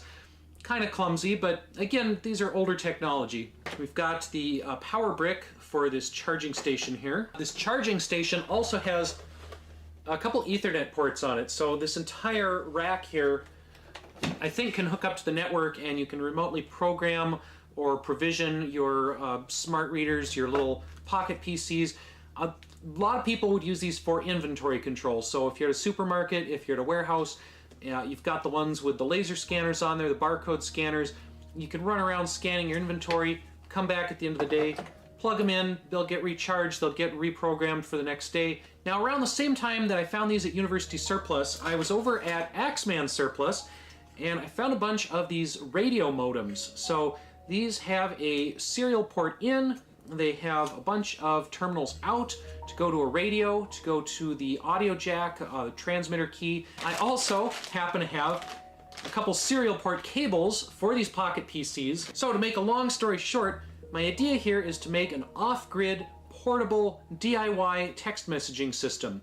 So if we are out in the middle of nowhere, we have no Wi-Fi, we have no Bluetooth, we have no cellular system. And in fact, I think the cellular system on these is probably 3G, maybe even 2G, so it's not going to work in most places anyway. But if we can DIY something up where we can send text messages from these guys, and again, the little physical keyboard is great for that. You don't have to hunt around on the screen to find your keys. You can type stuff in theoretically quickly with this hardware keyboard, send that through the serial port modem, send it through a radio, and you have a large and fairly inconvenient text messaging device. Now, yes, there are companies that make off-grid text messaging communicators. I believe Garmin or one of the FRS radio manufacturers does a FRS-based one that will transmit out over family radio service frequencies. In general, family radio service does not allow data transmissions. I'm going to be using business band radio. These are the old color dot radios. I think this one is the blue dot. And these are pretty much unrestricted. You can do basically whatever you want with these. You don't have to have a license. There's no minimum age requirement. You can send data over this. As long as you stay with the original factory radio, you don't soup it up or amplify it. These fall within the power levels and frequencies that are allowable to do a lot of experimenting. So In some ways, this business band is much more open to very, very amateur radio experimenting, even more so than amateur radio, because for amateur radio you need a license, you have to transmit your call sign, you have to jump through certain hoops, you have to use certain protocols. With these business band things, anyone can do it. You don't need any kind of a license. I do have a ham radio license, but when I'm screwing around with oddball stuff like this, when I'm doing things that aren't necessarily normal, even for ham radio, yeah, I'm going to use something with even fewer restrictions. As I mentioned, there are some other personal communication, off-grid communication devices. There's LoRa, there's mesh network stuff. There's even some satellite-based off-grid communicators that will send messages up to Iridium satellites, up to Orbcomm satellites, or even Inmarsat if you have a big enough antenna and a powerful enough transmitter. All of that stuff costs money. Probably everything on this table cost me under $50. And actually, I think these might have cost less than I thought, because just one of these standalone units was 50 cents from U of M surplus. Donnie has spotted a box, and thus an opportunity, because as anyone with a cat knows, if he fits, he sits. Alright, first off, we're going to power up this charger and see how many of these actually work. This MC65 unit seems to be stuck in a boot loop. It keeps restarting. This one, the screen is coming on, but not the backlight, so it maybe only partly works. And the folks down at U of M Reuse did not do me any favors when they used this sticker, because it does not want to come off the little screen, so I'm going to have to work on that with some Goo Gone or something and try not to destroy the front of this. All we really need for this project are 2 working communicator units, and we've got 2 in the middle here that seem to work the best. So we've got, Windows Mobile, and I think we do have a SD card of some sort. I'm not quite sure where it is. Yeah, pretty generic mid to late 2000s Pocket PC.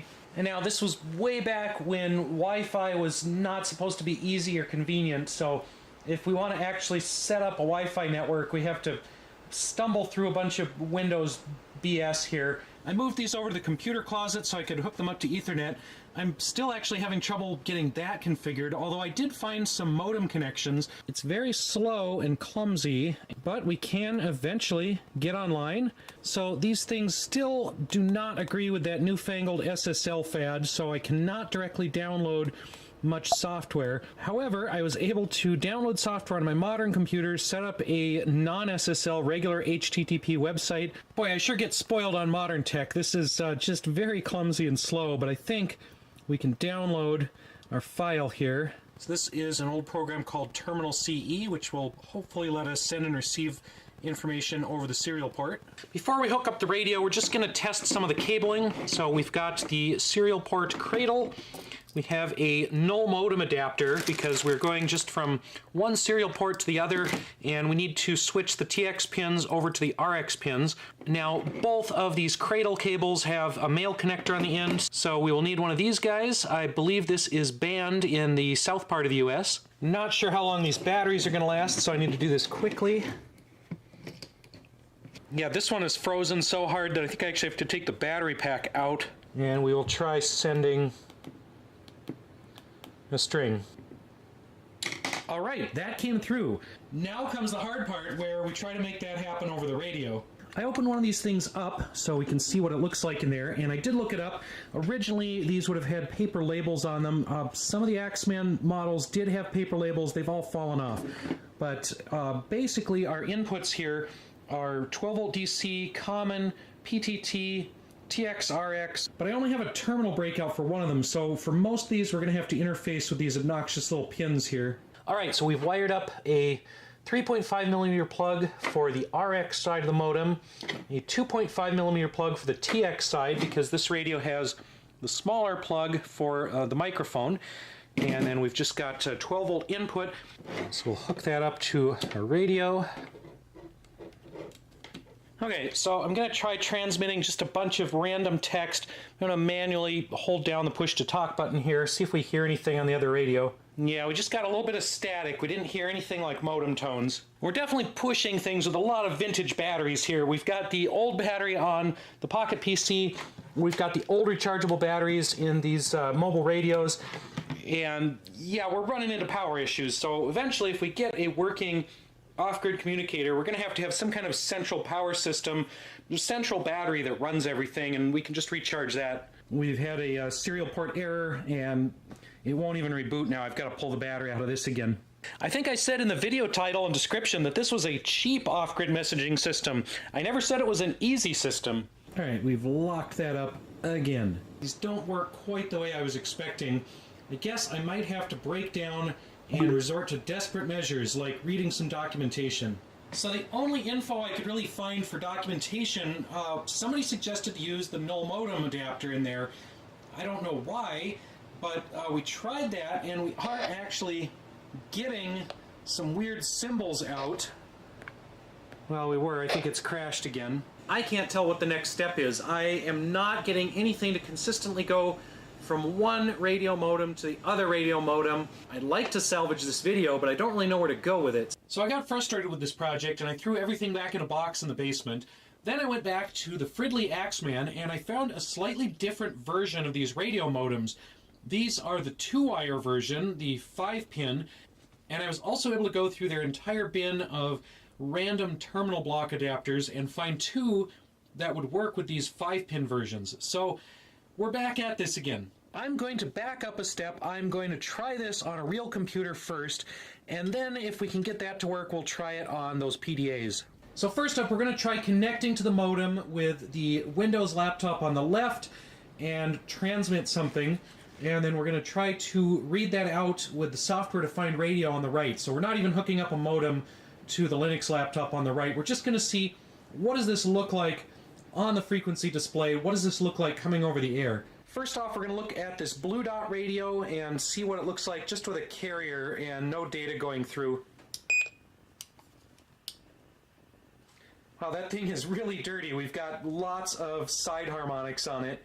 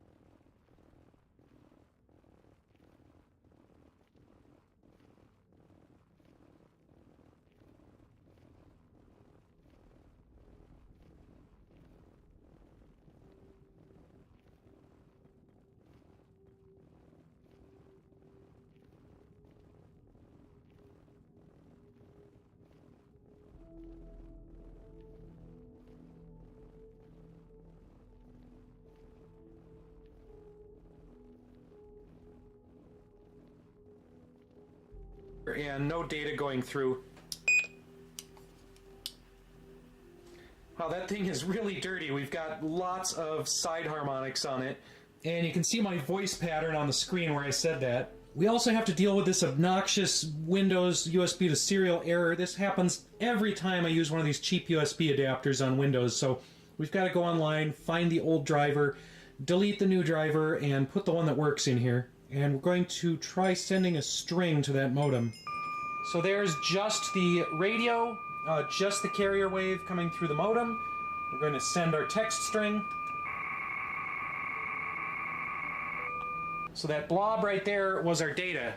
I've gone into Cool Term, I've turned off RTS and DTR, so we should just be getting raw data over the serial port.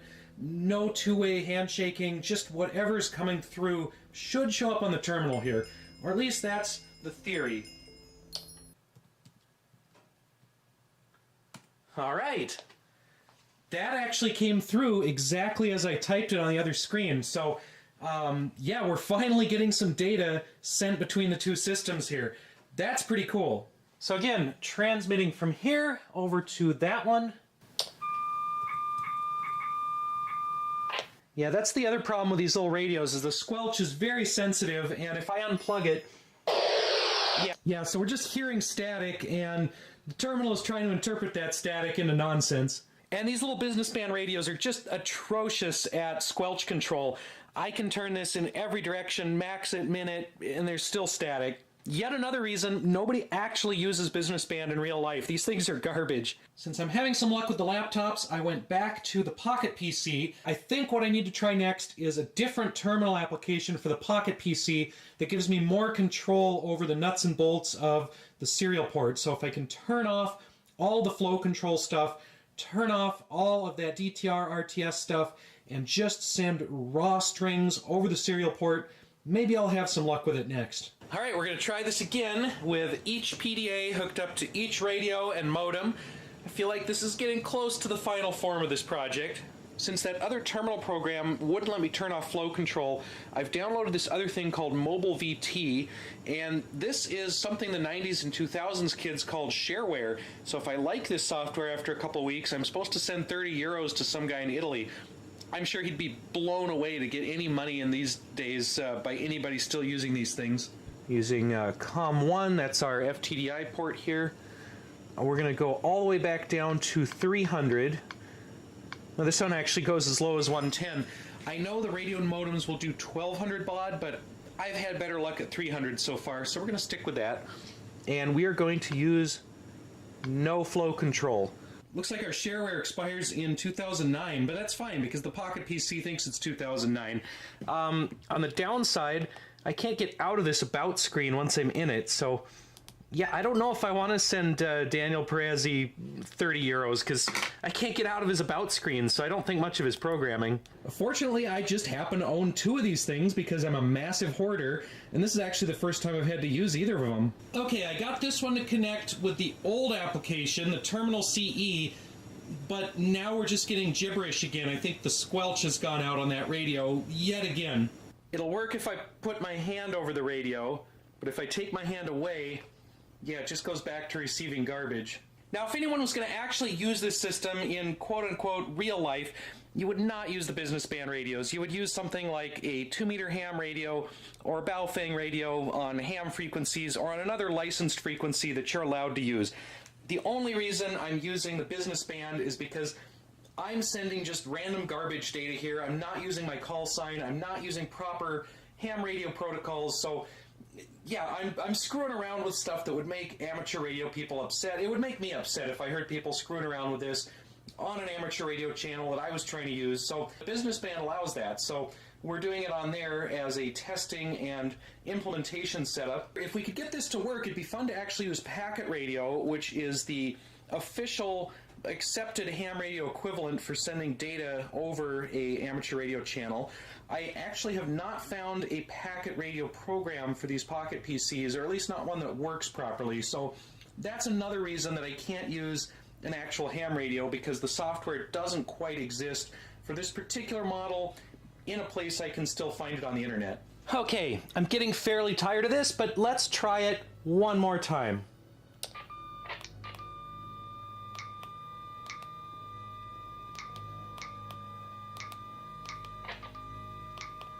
All right, we got some text from one radio to the other.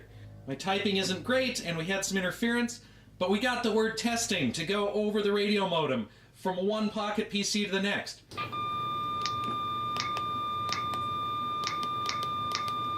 Let's see if we can send an entire text file. If I go over here, we have the option to load a text file, and we've got a couple of these in memory, so let's go ahead and send Sarah from this unit over here. Okay, this is working well enough that I'm ready to smash all the equipment together and make a single handheld communicator unit. I still need to charge this on the base, so I'm just going to attach it to the radio with Velcro tape. Now the radio can just be charged from this side port, so I don't need to get into the battery compartment anymore. I say that now. So that can be glued directly onto the serial modem, and then to power the whole stack, we have this little battery pack from my CyberDeck that also already has some Velcro tape on it, so we can slap that onto the back of the modem.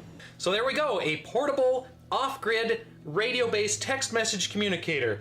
And yeah, the whole thing fits in the palm of your hand. So I think this is going to be the next big thing in mobile communications. People are going to be throwing away their iPhones, they're going to be throwing away their Androids, and they're going to go with the save it for parts radio-based mobile text messenger. Invest today. The whole thing weighs in at just over 3 pounds, or about 1.5 kilograms for the foreigners. And best of all, this actually works. I can really send text messages from this abomination to that thing completely wirelessly.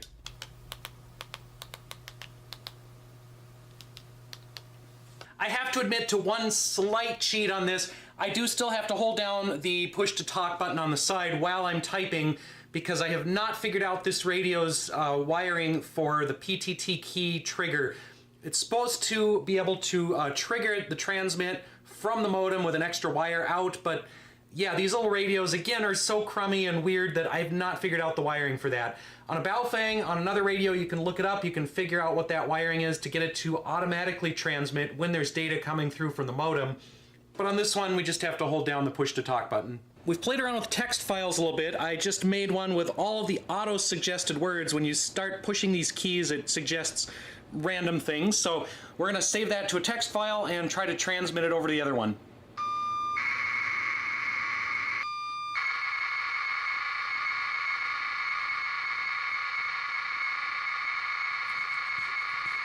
I think I've accidentally invented a portable numbers station. I could send all kinds of wacky code words over this thing. Now I noticed that it does just keep sending that file forever because there's no flow control. It has no feedback from this unit saying that it's received the file successfully. So it pretty much just keeps trying until I reboot the sending unit. So even though this looks completely ridiculous, this right here is exactly what I was trying to make in this video. And now that we have it working, I could do the same thing with the other Pocket PC. I could make another handheld unit like this, but where's the fun in that? Let's do something a little bit different with this one.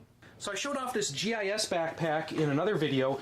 It's pretty much perfect for a mobile radio rig. It's got these pockets on each side for antennas. It's got space for a battery. It's got space inside for the radio, for the modem, and any extra junk that we want to haul around. Now I still don't know what to do with the differential GPS receiver that's in here, but actually, there's another no modem connector in here, so I forgot that I had that. This thing really is ideal for this. It even has spots for the serial port to go through, although I have to extract the old one from the GPS first. Those antenna pouches come right through into the backpack, so we can have the radio inside and just hook it directly to the antenna there. And there's a little Velcro pouch for the radio. And we just hook up our terminal here. So now we can type stuff in here. Goes out through the radio in the backpack. And to complement that, how about we do a stylish Velcro wristband combined with Velcro on this. Now I have an arm-mounted communicator. As ridiculous and impractical as this whole rig is, I have to say that's pretty rad.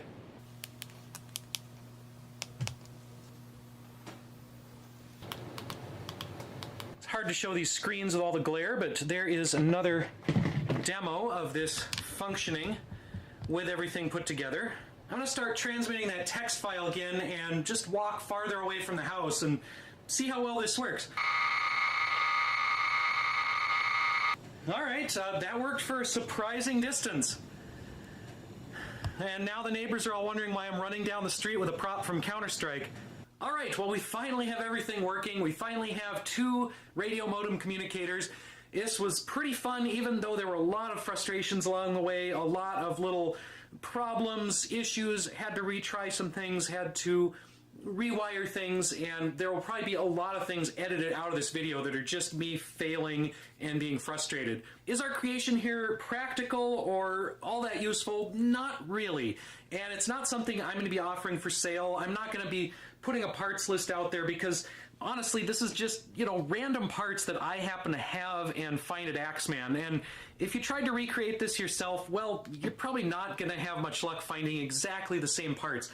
But I think this was a cool proof of concept that we actually can go from a stock Palm Pilot PDA type of thing here through a stock off-the-shelf radio, weird little radio modem that I found, and we can actually send text messages between devices that way. Not very practical. Like I said, there are other solutions for this, such as the modern cell phone.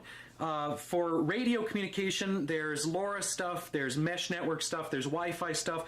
This entire thing could probably be done with a Raspberry Pi, with an Arduino and a ham radio or a Baofeng, and it would probably be a lot smaller and more convenient than this massive stack of nonsense. Would it be more expensive? Probably. I think the most I might have spent on this was this antenna, which I think was like $20. Other improvements, like I said, we could be using a different radio. These business band radios work down the block within a city, and they'll work for about a mile in open country, but they're not very useful otherwise. Now, I could certainly make this smaller. I could take apart all my units here, break them down into their component circuit boards, throw away all the plastic casing, and 3D print a custom case for the whole unit. We could also do custom software. So I'm just using those two different terminal programs. Those were the only terminal programs I could find free online that still work for these old pocket computers. As I said, I'm currently using the semi-duplex or simplex radio modems, the 2-wire units.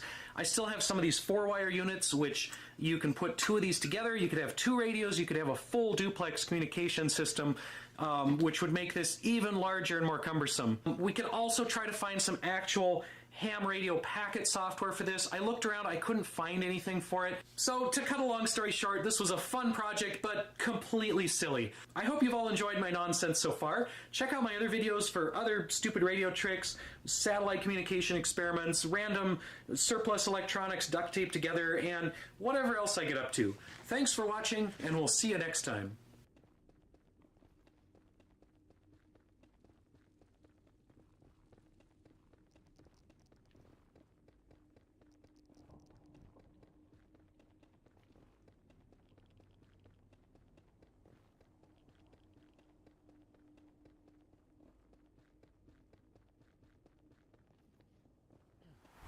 Hi, and welcome back to the Save It for Parts channel, where once again I've chosen the best possible weather to go up and work on antennas up on my roof. It's a nice rainy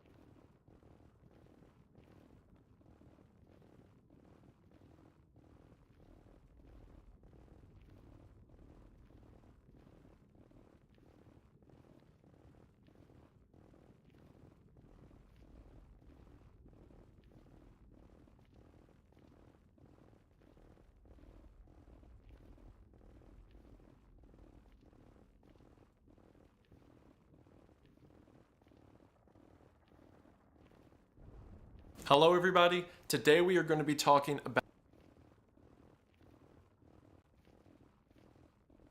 Welcome back to the Save It for Parts channel. Recently, my weather...